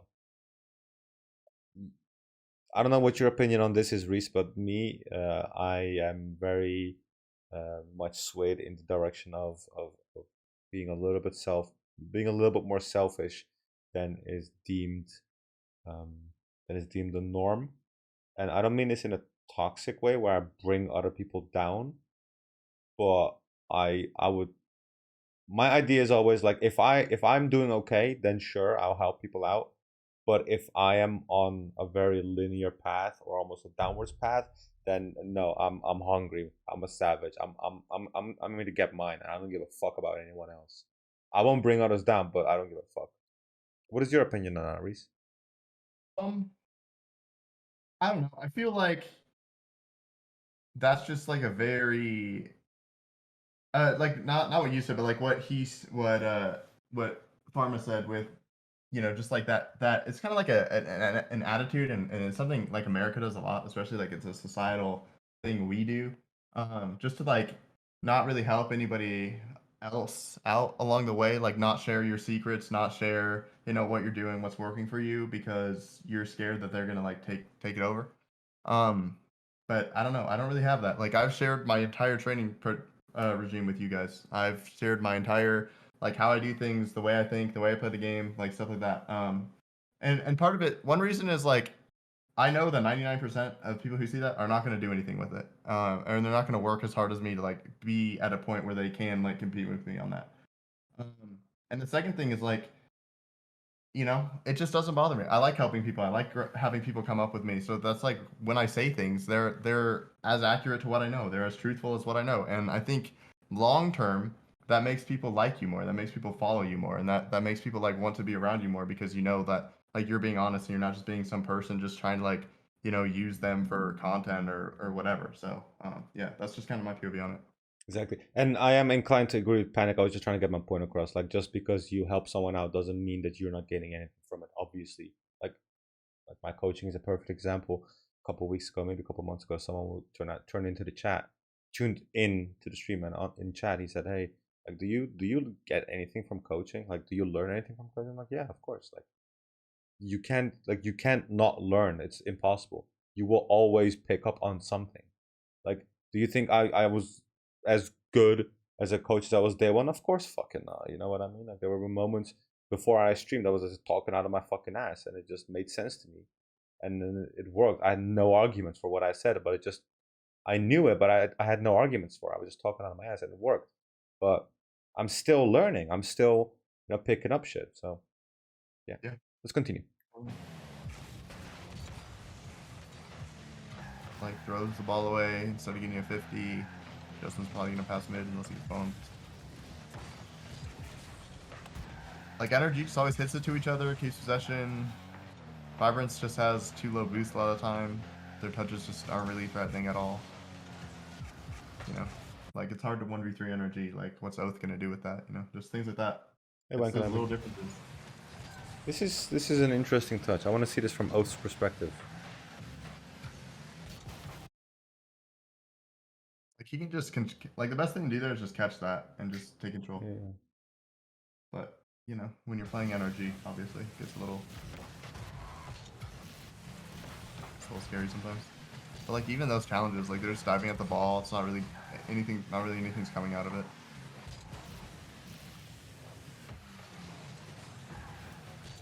It's a pretty messy match, honestly. Yeah, definitely. NRG's just always a step ahead, though.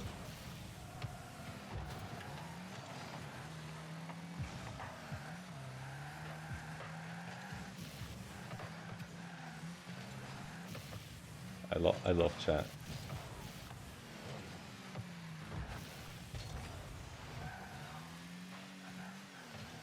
No, was that a deliberate fake from Garrett? Okay, chat, do you think the fake was deliberate or not? Or did he just miss? Rhys, you two. Do you think he missed that deliberately or not? It's hard to say, just because without comms, I don't know. I mean, Garrett's definitely like capable enough to be like, yeah, faking, but I don't know. I don't really think it was, honestly. Let's see.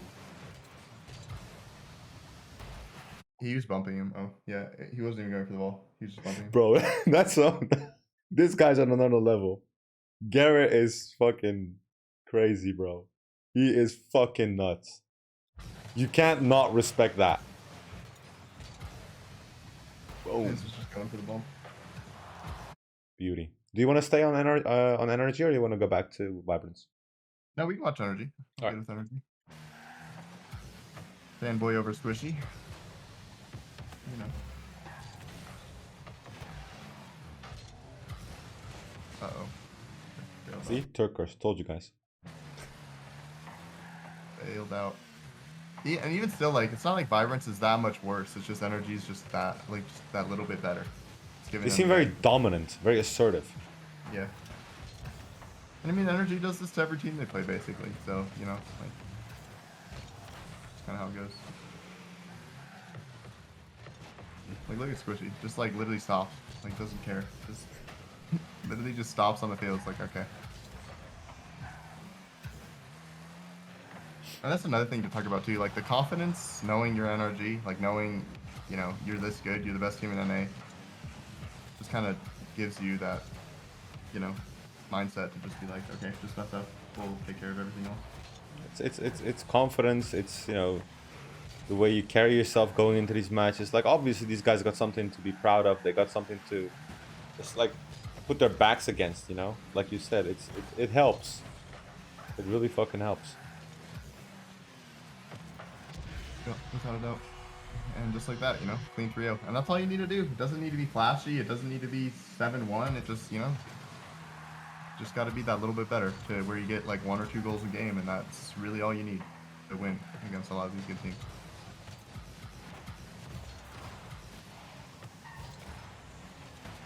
Yeah, of course, Mozart. Yeah, obviously. That's kind of what I was saying. Like, just being NRG gives you confidence, knowing that like you're the best team in NA. Your players are, you know, all probably top 10 in NA.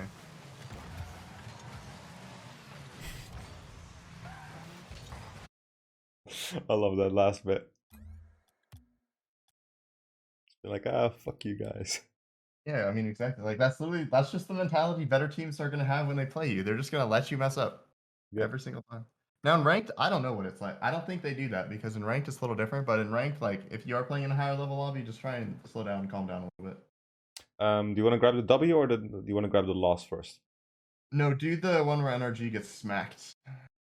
So, the... Are you by any chance rooting for NRG? Am I an NRG fanboy? I mean, Squishy was my favorite. I think he kind of still is. Him and Reynolds are gonna. There was a lot of emphasis on the word smacked. No. NRG gets just destroyed this game. G2 was just better. It was good to see. But I mean, also too, like peak G2 is probably the best team in NA. Like when they're on, they are so good. But it's just such a hard playstyle to be on all the time with, because they just every touch has to be right to your teammate. It's really hard to play. watch the difference in pace. Watch how NRG's moving. See if they're controlling the ball or not. Pay attention to that. Or are they just like clearing it? They're trying to get it out.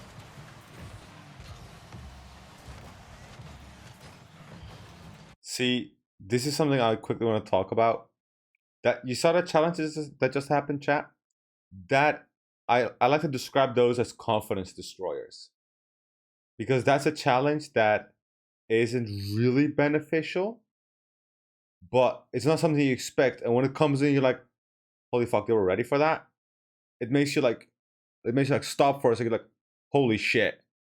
Like, okay, this is the real deal. Like there are certain plays, certain challenges, certain shots, certain passes that happen early on in matches that usually sets the bar for the match or the series. And I think this is a classic one. You know, when you're on the POV of who the fuck are we on? Justin. When you see a challenge like that, for your regular average Rocket League player, when this happens, it's like, what the fuck? Like, you wouldn't expect that to happen. It's just like to set the tone for the series. It's up to him. I mean, G2 is just so fast to the ball right now. NRG's like throwing the ball away a lot. And like all NRG's trying to do is just like get the ball out.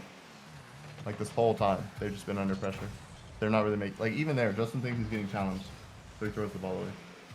And G2 just collects it and then gets another pass play.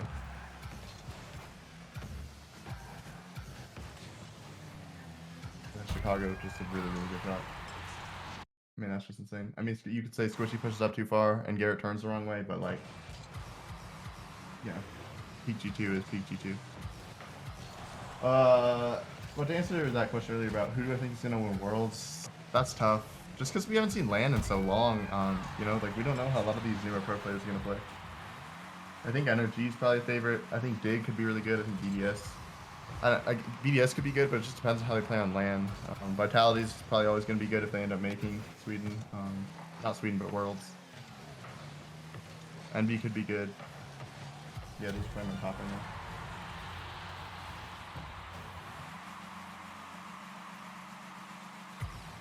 G2's just like, they're just faster. They're just passing the ball to each other, forcing NRG to panic and throw the ball away. This is a lot more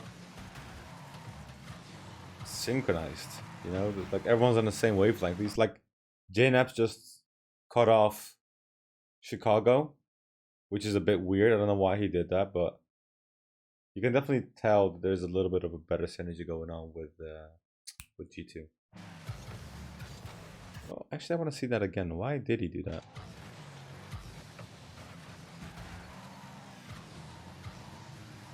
Oh, that's why. Okay. Yeah, NRG's definitely like switching it up already though. Like again, being the most consistent team in North America, they adjust quick. But still, G2 is just so good when they're peaking.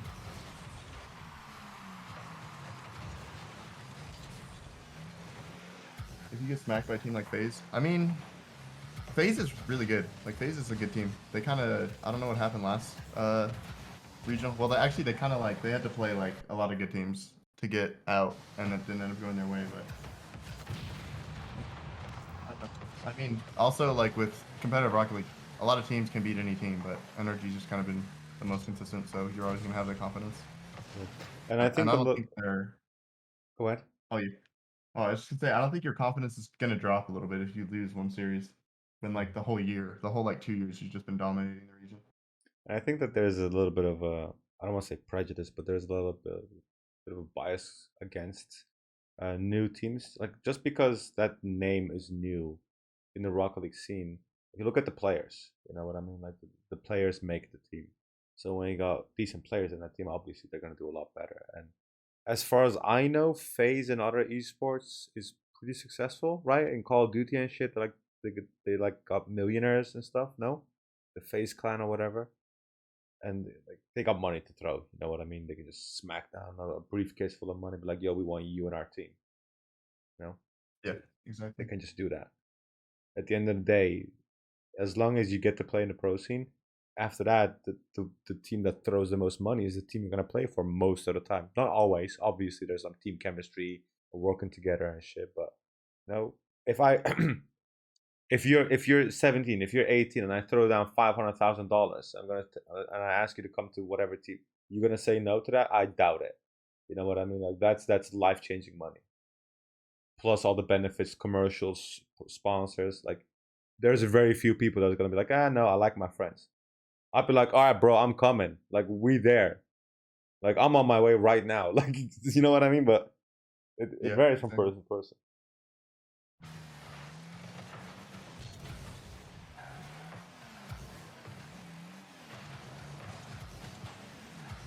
Yeah, but G2's just like baiting out the challenges, controlling the ball better, faking them more. I mean, like, it's just that higher level every single time. Like, it just gets a little bit better to outplay the next best level, basically. Beauty. That was fucking beautiful. Would you say the comms matters here, or is this just? I mean, this is G2 loves to do this stuff like this. Like, Renaps will just leave it and fake, and yeah, it's very G2-esque. I don't know. Even like watching that, I remember being like, oh yeah, that's a fake. That's just what G2 loves to do. But like also like that's the best thing to do there. JNaps go for a bump. Whenever you're on the 2v1 like that, first player goes for a bump. It's really, really, really good, especially with bumps being as strong as they are.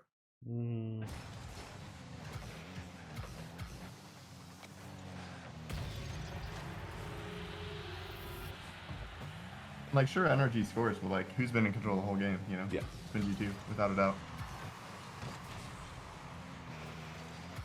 Like even that dive by Garrett, like doesn't really do anything. And now he's out of boost. Has to go get boost. Like if he had 100 there or more boost, like he could have just beat him and controlled the ball, but he doesn't. If you're playing a team like G2, they're gonna make you feel so much pressure. You're gonna feel like you have to go for everything. But then peak G2 also fakes the ball a lot and goes for the ball a lot. So like, what do? You know, it's just so hard to read. he was coming for that. He was coming for that demo. Garrett seems a little bit lost almost.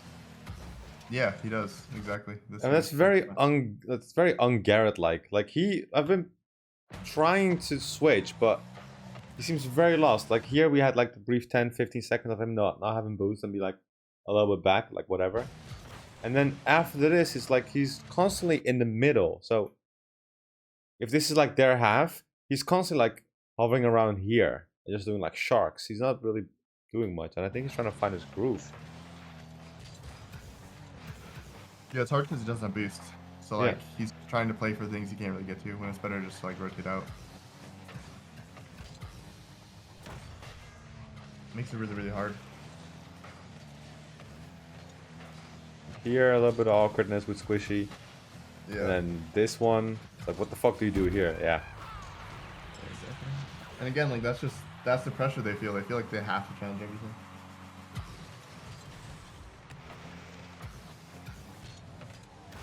Yeah, when Daniel gets picked up, it's gonna be interesting. I could see him going to phase, honestly. Yeah, of course. As I said, phase, I can see him going to G2. Even I know about phase, and phase. Hold on, was that on the fucking line in the air? Did you see that save? Run back. From Rhys right here. Yeah, that was on the line. Fucking hell. That takes balls, man, to touch that ball. Yeah, I think if he like front flips, he might own goal that. See how he like didn't front flip? He just jumped. Shit.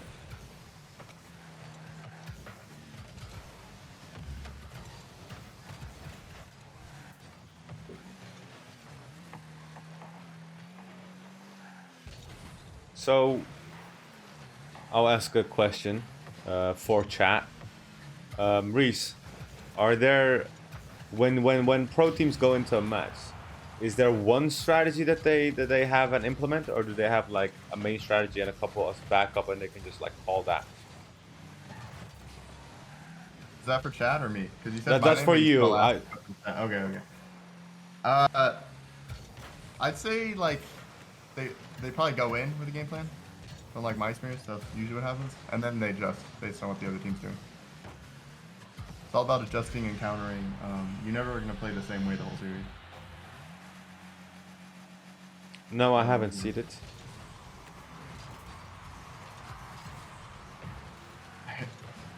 I think you're talking about the series versus RGB, where Illusion just went for demos the whole time. It was kind of funny, honestly. Was that what chat was referencing earlier? Where it was Yeah. Vase Clan versus yeah. Yeah.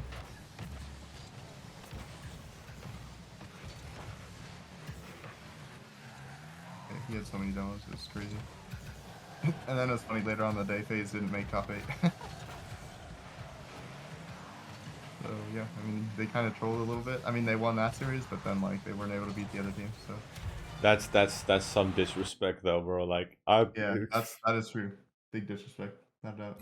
that shit starts up that if that happened to the LAN, that would start a brawl. You know what I'm like? If Rocket League is established, you got diehard fans, that's gonna start a brawl. Yeah, without a doubt. But it's FaZe, you know, they're known for their disrespect. They're known for their loud mouths. They're me in an organization. Yeah. If I was an organization, an esports organization, that'd be me. All right, I mean, so that's what good first killer is in Illusion are, and AJ, that they can literally just 2v3 bubble players. yeah. Yeah, this is where NRG takes the W with a good 3-0. Was it a 3-0? This is the NRG adjustment. This was the second series. So G2 obviously won the first series, and then this is the second series, game 2, where NRG like adjusts and starts to kind of figure out how to play against G2.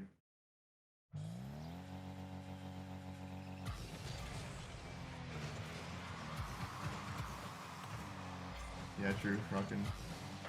That would be very tilting. I can only imagine what the comms were like when they were playing FaZe. That was probably the most annoying thing ever. Knowing that one player's not even going for the ball and you're still just losing. And the games weren't even close either. A lot of F-bombs, 100%. Yeah. That would not be a fun spot to be in. Like there, Squishy just takes the ball away, beats him to the pass, and passes it down to Garrett. Just really good challenge from Squishy. Knows JNS how to boost. Double off the ceiling. Off the net.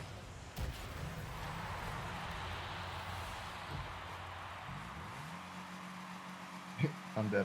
Yeah, true. And that's the other thing too, like demoing people isn't the easiest thing in the world. The Illusion just found a way. It's crazy. That should win a goal.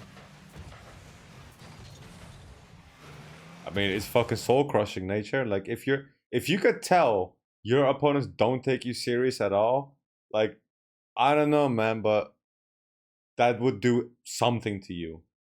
Like, either fire you up or completely drag you over the ground, like whatever. But it's gonna do something when you can tell that they don't have any respect. Yeah, especially when you get destroyed.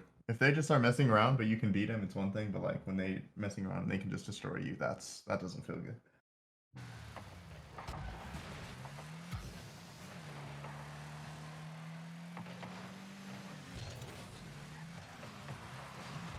NRG's just waiting back a lot more, kind of letting G2 do their thing. You can almost say that they reversed, like they used the same strategy against them. Yeah, exactly. And I'm telling you, like that's what we've seen every single time. The team that's won has been the team that's like more, like controlling the ball more, passing the ball more, not panicking as much, letting the other team mess up. That's like the recipe for beating teams. Which obviously like easier said than done, right? But yeah, obviously. I mean, I make the same joke constantly. It's like when we first started playing Rocket League, me and my friends we were like, "Oh, bro, imagine being able to pass to each other." And like some of them would go like, "Ah, that's impossible. No one's gonna be able to pass each other." And now it's like when you're in Diamond and you don't pass, you're like, "What the fuck are you doing?" Like, you know? yeah, like true. the game has grown, and it's lovely to see that. Yeah, the skill ceiling is insane with this game. And even still, like at the pro level, there are still so many mistakes. Yeah. I mean, they're little things, but like still so many mistakes. That's kind of bad. That probably could have been a pass mid, never scored. JNF took Chicago there. Adam knows exactly who I'm talking about.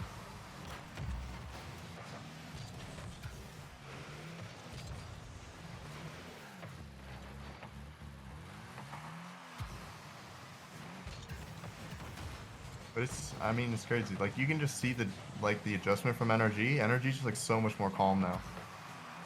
Like, G2's trying to do the same thing, but NRG's just a lot more relaxed. Do you think not that's panicking where anymore. experience comes in? Yeah, it has to. I mean, them just being like, okay, we got this. We're really good too, you know. Like, and even too at the end of the first series, like they were probably controlling most of it. Like they had that 0-second goal, then they lose an OT, and then they almost win game 7 too. So like they kind of knew the tides were starting to turn, and so then they win the first game, and now they're doing good in the second game. They got to be like pretty confident. What's up, Aslan?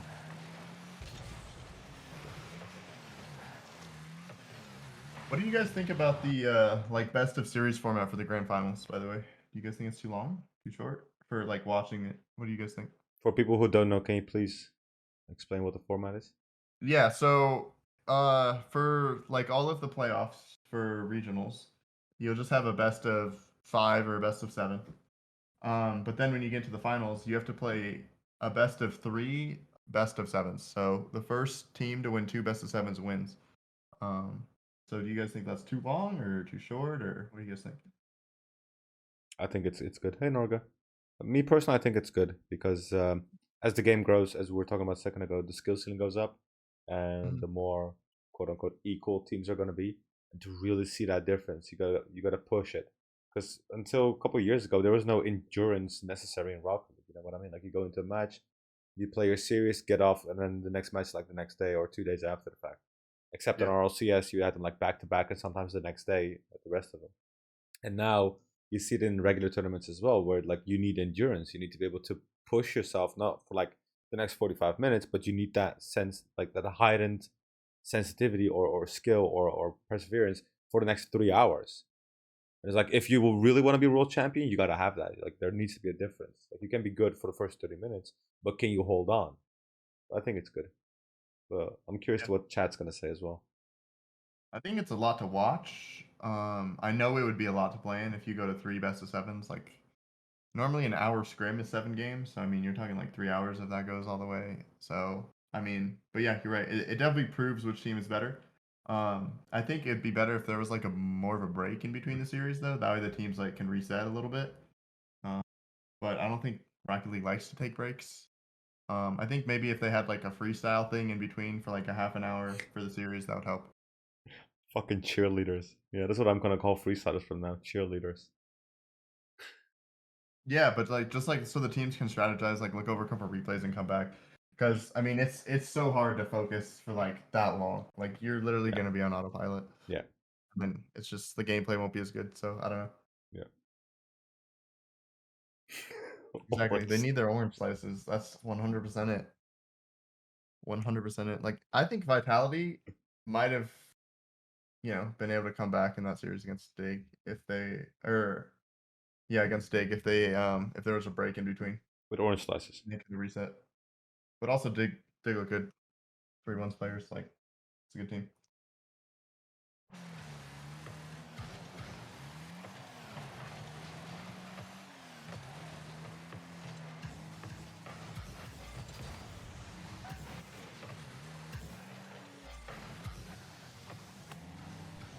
But just NRG so much more patient this game. Just kind of letting G2 get mistouches and then go down the field, and well, NRG does NRG things.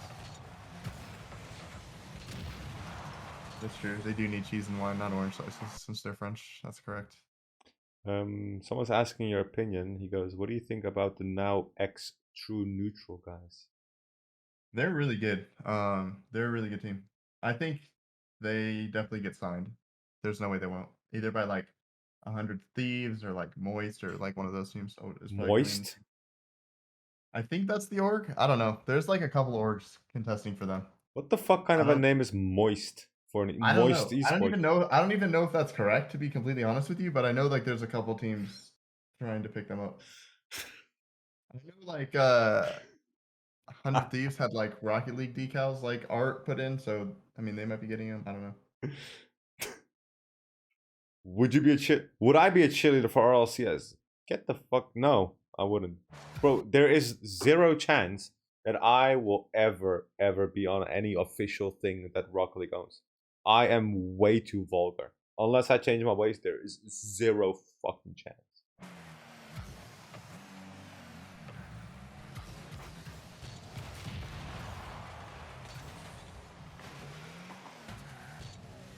Moist.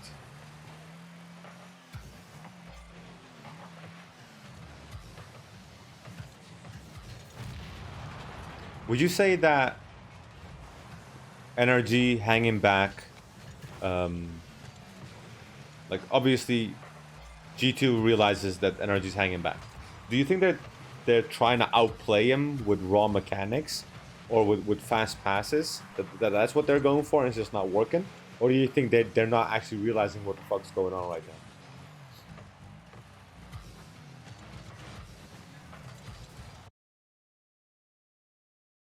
Please?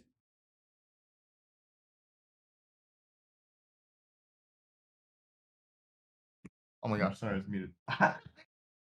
But I think G2's playstyle is like super pass heavy, right? So I think, you know, if G2's on, they know that like their passes are going to work and they're going to outplay it. And I mean, you've already seen a couple times this game, like G2 probably should have scored. But I just think G2 was missing. And that's why I think peak G2 is the best team in North America because like there's just not a lot you can do against it if you're always connecting and always hitting passes. Because I mean, it's so hard to save, you know, like a 130 kph redirect. So I just think G2 just, you know, like their playstyle is so hard where like it's just not like unless you're peaking as a team, it's hard to pull off consistently. I think that's just kind of what happened. And so NRG just said, let's kind of wait and make them outplay us. And then G2 wasn't able to.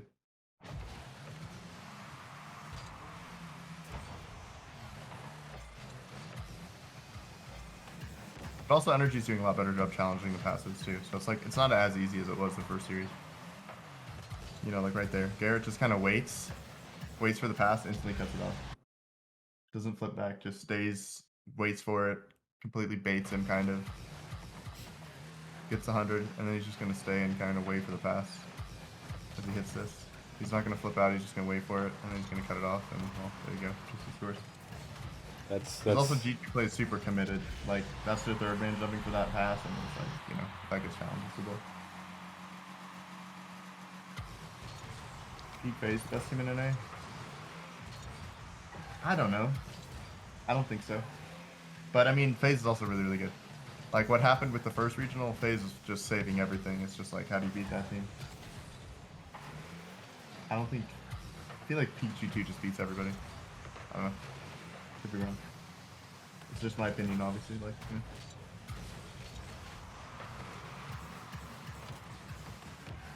yeah. That's funny.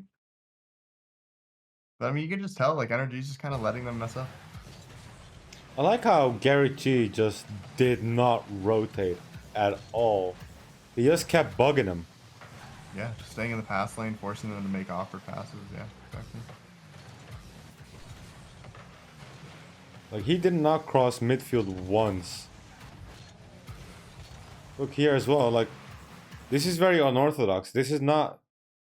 You would not have your third guy. Technically, Garrett's going to be third guy, third man if he's going to rotate back. You're not usually going to let this happen in a regular rotation. So either a strategy is being called. This is my assumption. Either a strategy is being called, or someone just made a call in VC, be like, hey, you know, stay the fuck there. Or he turned around and said, hey, I'm going to stay up, you know? Like, this is very unorthodox. Looks like me. Yeah, kinda. I'm just as aggressive. Yeah, that's true.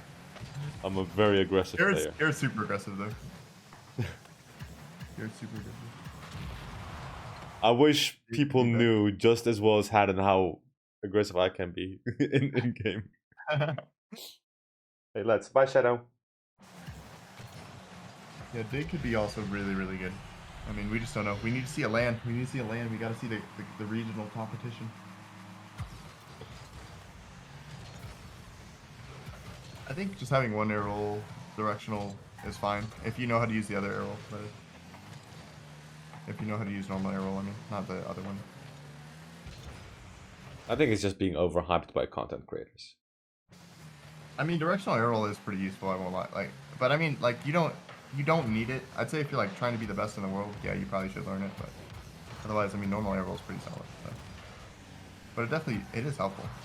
Yeah, I'm not saying like you don't need it at all, but to have both. It's like, really? Like, Yeah, I don't think you need both. I think just you can get one away and with. regular arrow. It's Yeah. Definitely. But I mean, like, kind of the whole thing we've seen throughout the day has just been the team that waits for the other team to mess up usually wins. So, which is yeah. kind of funny because even though I give that same advice, I'm also the person that says the exact opposite. I go, whoever is the most aggressive is more in favor, right? So it kind of contradicts themselves, but you can kind of see the differences, right? Because we had the previous matches where one team was really aggressive and was just dominating and they just took the game. And then now we're seeing a team who's being a lot more relaxed, a little bit more hanging back, a little bit more defensive, and it just took the game 3-0. So I'm still in Yeah. favor of aggressive playing, in their face. But Mhm. when things are a little bit more equal, a little bit more mutual, I think that's where playing with strategies and mindsets is really gonna make a difference. Yeah. Chat and Rhys, give me 2 minutes. I need to blow my nose because there's something stuck on my nose. You guys keep going. I'll be right back. Do you think Squishy and Justin make a better upfield offensive duo rather than Justin and Garrett?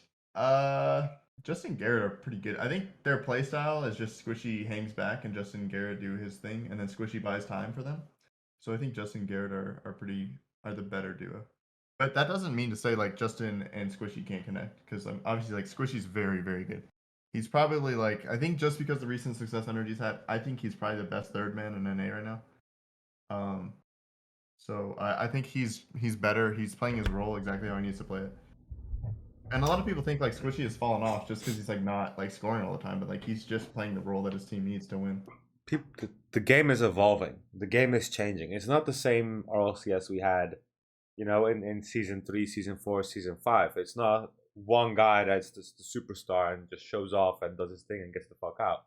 I think the last time we saw that was with, I think again it was Squishy's play. I think that was kind of like the last period where we saw like superstar shine from one person, where he did the flip reset and then didn't take the shot, faked one person out, and then did like a musty on it, I think, and he outplayed the entire team. I forgot what he exactly did, but I think that was one of those pinnacle last showboat things to do. And now it's more, because the game is evolving, it's a lot more, team oriented. Was that the fourth RLCS?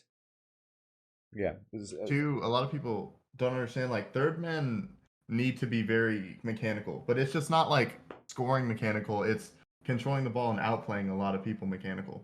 If Because anything, like they're gonna get just left and they have to control the ball. And just outplay to add people. on what you're gonna explain, just to add on to that, in my opinion, the third man is, if we make a list of all the things that are important, I think that third man has the most responsibility, but he's not in the spotlights often enough. You know what I mean? Like, because he doesn't have the ball. But I think third man is the most important position. Mhm. I mean, if third man messes up, it's gonna change the game from like a 2-1 to like a 4-0 or something like that. Yeah. So, yeah, I don't think Squishy's fell out. Squishy's still super super mechanical. Play him in ranked, you'll know what I'm talking about. Garrett G more versatile than the other two. Garrett G definitely plays like that. He's more the midfielder. I think. Well, actually, I don't know. Justin, it kind of depends. It kind of depends on like who's peaking, I guess. Because sometimes Garrett plays first man, and sometimes Justin plays first man. And sometimes Squishy just plays second man, and Justin plays third man because Justin's also a really good third man. But yeah, I'd say Garrett definitely like plays more roles than the other two. I think Garrett G is very good across the board. I don't think there's one thing that Garrett really stands out in other than just like that big break moments. Yeah, and also I mean yeah, like you said, they're all three of them are really really good in all positions of the game. Turbo is just he shoots really well and he has really good positioning. So I mean it makes him a really good second man. Mist obviously being a really really good third man and dominates the aggressor. Turbo plays the midfield, cuts off mid passes to each other. Like he's just a really good midfielder. Exactly. Right, smack down the middle, chat. What did you guys think of this? Did you guys enjoy it? Is there something that you guys might want to change? I'm not ending it, by the way. I'm just like, whilst everyone is here, I would like to get your opinions on what we did today and how it's going, and if you guys would like to see any more changes to it. Rhys, to you. Yeah. You're at Short Circuit Gaming. Who are your teammates? Dribs and Aviator. I think I've heard of Dribs. I think. Yeah, I'm not sure. They're pretty solid. Yeah. I think Hopefully you'll see us on main stage soon. See though, we gotta get a lot better. Well, not a lot better. We just need to play like calmer. Just like what I've told you about all these replays. Like it's the team that plays, you know, and just kind of waits for the other team to mess up, wins more. We need to do more of that, basically. Yeah. What did I Glad think Pat of this? liked most of it though. Sorry, what? What did I was think saying- of this, and what is your opinion on the meta? What are you referring to when you say this? Like the matches?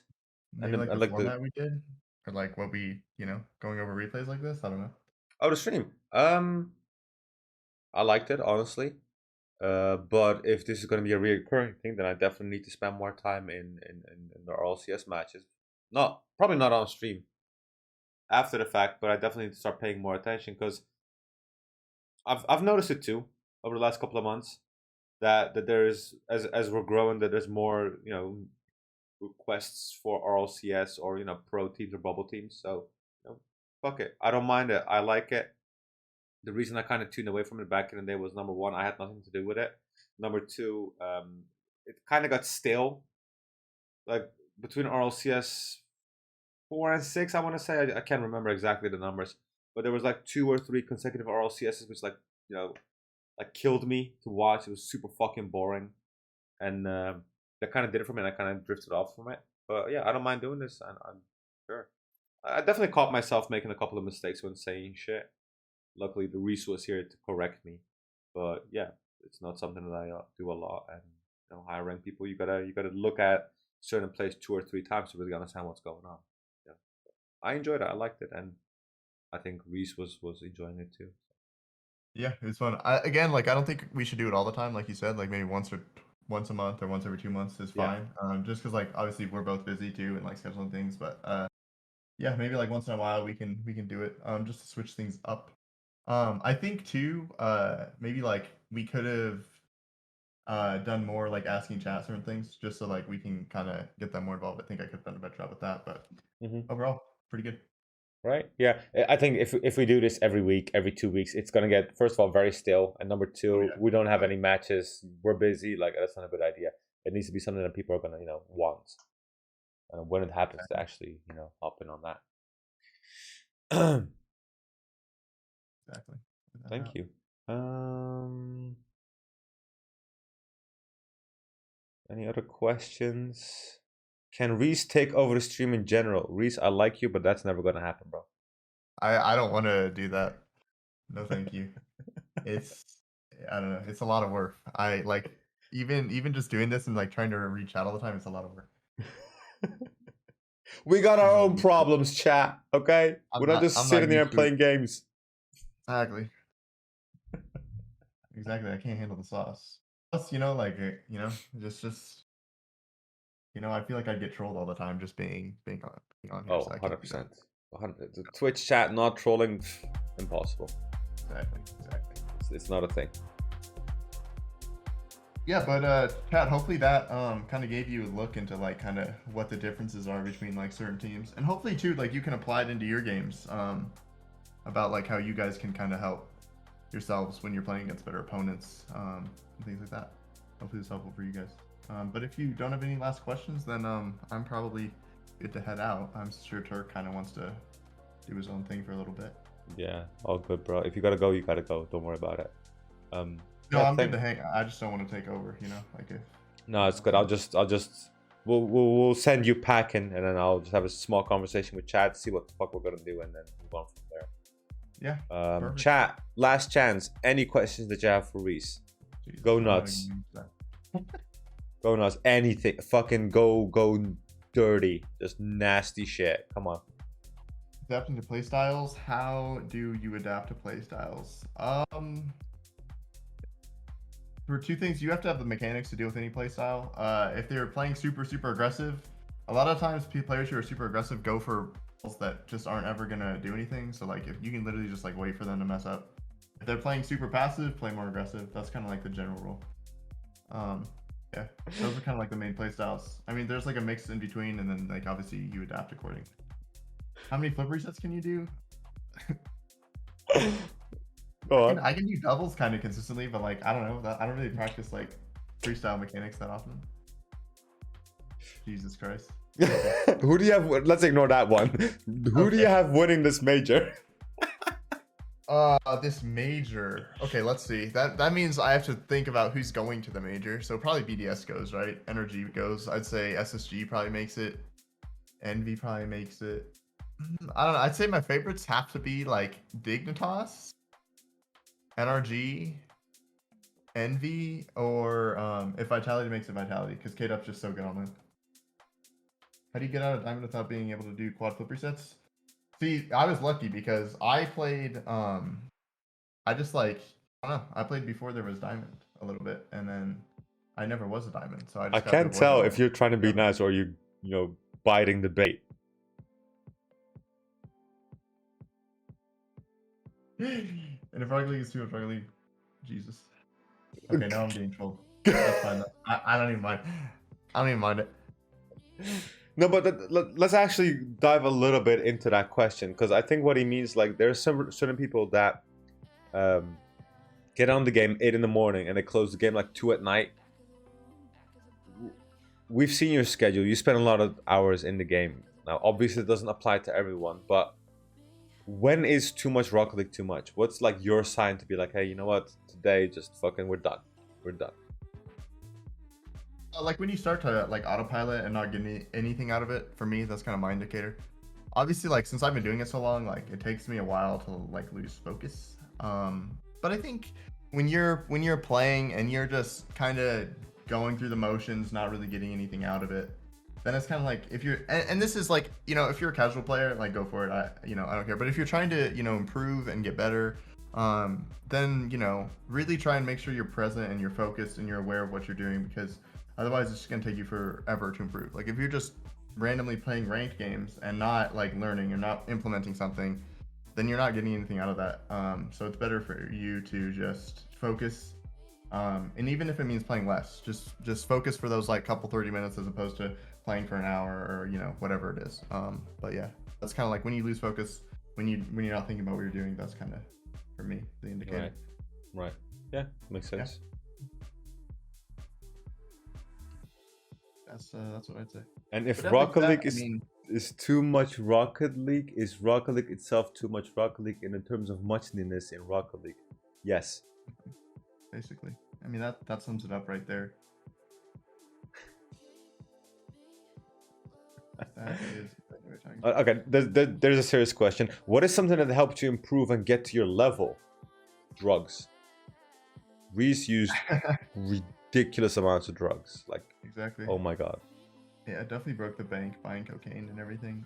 So I mean, that's got to be the first thing. Second thing, I learned flip resets before I even touched the controller, so that was obviously very helpful. Third thing, speed flips, obviously. If you don't know speed flips by the time you're bronze 3, I'd say you need to work on that. Okay, now for the real answer. Okay. No, but on like a serious note, it's really just like, the best way to put it is like, it's not how many hours you put in, it's like the effort in your hours. So I guess like to be more specific, when you are trying to improve, make sure you're actually like trying to improve instead of just getting on and playing the game. And what I mean by that is, you know, when you get on and you're trying to improve, make sure like you're looking at your replays, seeing what you're doing wrong. And then when you go in and practice, like let's say you're bad at, you know, reads off the back wall, make sure you're practicing reads off the back wall, you know? And like, what's the best way to practice reads off the back wall? Off the back wall, it's not going to be going into ranked and playing threes, because you're going to get a read like, you know, maybe one every like 4 games, right? So go into a training pack and practice that. So like, make sure you're, you know, like actually trying to get better, actually improving what you need to improve on. You know, if you're bad at dribbling, you know, spend time in the dribble maps, you know, learn how to do less dribble map. You know, for me, like first time I did less dribble map, I think it took me like 2 hours, 3 hours. So, you know, but like now I can do it in like, you know, 20 minutes. So, you know, it's things like that. Like when you want to improve, actually do the things you want to improve on. I think I had this conversation with you. I'm not sure if it was recorded or put on the podcast or whatever, but I remember having a conversation where we said something along the lines of, it is better to fully focus, practice for 2 hours than to just, put a finger up your butt for 8 hours and just do nothing. Like, Yeah, exactly. sure, you'll Without a have doubt. more hours in the game, but is that like really dedicated to getting better, or is it just playing the game? There's a difference. It's playing the game and there's like trying to get better. Sure, sometimes you can do both at the same time. It's not mutually exclusive, but there is a difference. Yeah, if you can't do the dribble maps yet, you gotta like work your way up. So the best way to start is like do the dribble 2 overhaul one, which is like the first one. Be able to do that in like less than 10 minutes, and then try like left dribble map, try the lava dribble map. Try to do those. And don't get me wrong, it's gonna be super hard the first time you do it, but you just gotta push through and try and get it. Because it's time, it's hours, it's trying to just get better at those, and that's how a lot of mechanics are in Rocket League. You just gotta put in the time. But I mean, if you want the best answer, it's literally just like don't drop the ball forehead. I mean, like what? Yeah, dumbass.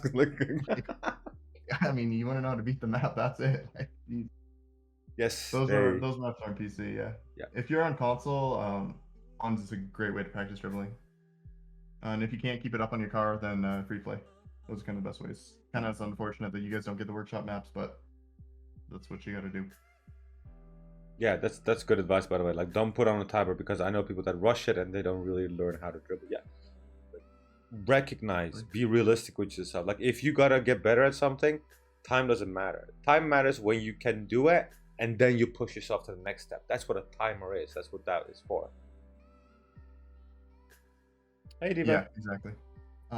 Yeah, without a doubt. Too, and also too, when you're doing like rings maps or dribble maps or shooting packs, whatever it is, make sure it's not about like getting it right all the time. It's about improving and making it difficult. So if I'm ever doing the rings map, I want to die as many times as possible, because it means like I'm figuring out what I'm bad at and then I can improve at it. Like, you want to go as fast as possible, figure out what you're bad at. You want to die a lot. It's not all about completing the map, it's about getting better. So that's kind of the best way to improve too. Like, get in those blackout moments, whether you're dribbling or flying through the rings. Do you want to take the next question? Because I think I've talked about that once or twice. So chat knows my About the opinion game on it. dying? Yeah. Uh, I'm curious what your take on that is, because I made a very different answer. I had a very different answer. The esports scene is doing really well, like you said. I think for new players though, like I could see it like not having interest. But I think what's going to happen is when Psyonix releases Unreal Engine 5, there's going to be a lot more interest in the game, because I think they'll be able to add a lot of features like the community has been asking for.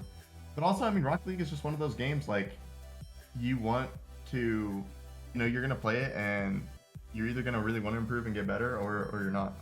So, it's just kind of one of those things. But I don't know. I don't really think the game is going to die enough to where like it won't be back when they release Unreal Engine 5. So I have faith in it. If I didn't, I wouldn't be putting as much time in, obviously.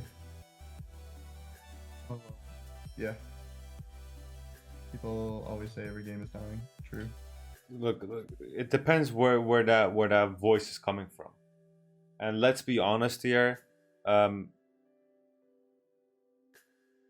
know I say this a lot, but it holds truth to a certain degree. Nobody gives a fuck what a content creator says. They're disposable. They don't matter. They matter to small games. And at this point, Rocket League is not small anymore, so whatever the fuck your favorite content creator says about the game dying, he can do one. It doesn't matter. And I'm not using names, but you know exactly what the fuck I'm talking about. Same goes for Twitter. Twitter can scream and cry and whine all they want, but at the end of the day, it's whether they're right or not, it's what the statistics are. It's what reality is. Right? And there's two ways you can measure that. You can measure that with esports success and numbers, or you can measure that with casual gamers, which both are fine. But with a game like Rocket League, you can't measure one way and ignore the other. What if I'm your favorite content creator? I don't do anything of any what do you call that? Influence. I don't have any influence, so it doesn't matter what I say. Also, with the new regions getting introduced into esports, that's going to help a lot. Like Rocket League having a bigger presence, not just in North America and Europe, but growing in South America, growing in Asia, growing in Australia. Because I mean, you have like 2 billion people and 2 countries in Asia, right? So like if you tap into that market, I think that'll help the game grow a lot. So yeah, it's really smart that Psyonix is doing that. It's fucking huge. That's I think I said that on stream when they implemented that change. It was like, this is the thing that should be fucking headlining. Like, this is the biggest change to Rocket League. And everyone's like, oh, cool, we can play an Indian server. Like, hello, there's a billion Indians. Like, do you not know how many people there are in India and all the other Asian servers? Like, we're gonna get a huge fucking influx of new people. Imagine the potential that people have there. Like, that's gonna be awesome. It's gonna be great. Mm-hmm. And I think when like those regions get bigger will be when Unreal Engine 5 releases. So it's kind of be like you're gonna get a bunch of new players from your regions. Yeah. You know, also as esports grows and you know those countries become more like you know, not like second world countries, but more like first world countries, you know, like and not saying that they aren't already like on their way, because they definitely are. I mean, I've been to India, and I've seen it, like, you know, it's crazy there. More people speak English there than they do in America, and obviously that's just because of population, but like, you know, like the education's starting to get there, the money's starting to get there, things like that. So they'll be joining the esports scene soon. I have no doubt about it. And Yeah, the next 3-4 years. Yeah, exactly. Just in general, just like general esports. Yeah, I think having more people from Middle East and Asia enter the big esports scenes is first of all going to give a big fucking reality check to NA and EU, like, to, you know, tone it down a little bit with our big mouths. But it's also going to bring a different approach, because you got different cultures, right? Like, NA has a different culture than to like the generalization of EU, and you can see that already in game, right? I can usually tell if it's an NA or EU player just by the way they're playing, like, let alone like Asians, Middle Eastern is like, culture carries on. Even in games it shows. It's like a different way of looking at things, and to have that in video games is fucking awesome. That's really, really fucking cool. I can't wait. I'm super fucking excited for that shit. Yeah, it's gonna be awesome. Yeah, no, it's gonna be really good. And also too, like, you gotta think there's all these money, like in esports, all of these orgs are just kind of like bleeding money right now. Just kind of like waiting. So like, why would they all be bleeding money if they didn't think it had a future? I know Garrett talks about that a lot. Like how not a lot of orgs are making money. Even not just Rocket League too, in esports in general, there aren't a lot of orgs in esports making money right now, and so it's just because everyone knows the potential's there. It's kind of a matter of time. Hey Mayo, hey Dennis, and this is something I mentioned a couple weeks ago. What people like sleep on is CRL. I think you can explain that as well a little bit, but like, CRL right now in America is literally, they got a hose and attached it to Psyonix, and they're just pumping money into that motherfucker. Like, there is big money turning around in CRL, like, not directly to Psyonix, but they're funding, their grants, it's gonna be huge. CRL is gonna be fucking enormous in NA, if not already. Yeah, and think about it too, because that's when the parents can get on board. When you can get a scholarship for playing Rocket League, then they don't see it as like you're just wasting your time.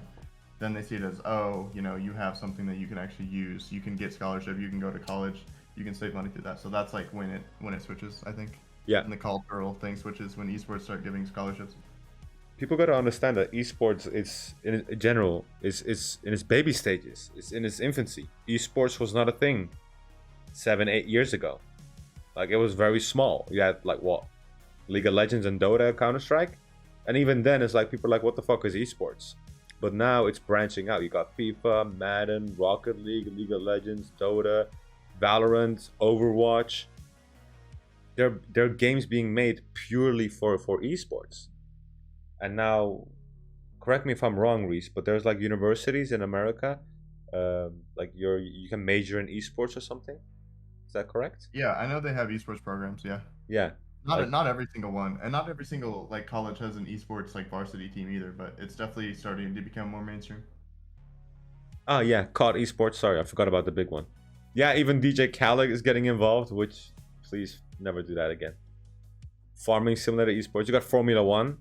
Like, you got Formula One sponsors actually sponsoring a team and, you know, doing a F1 esports. Yeah, exactly.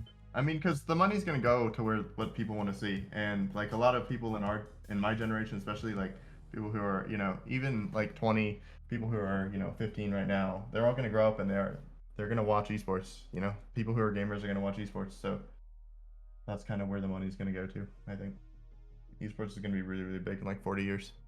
Yeah, it's esports is the next big thing. Our generation, my generation too.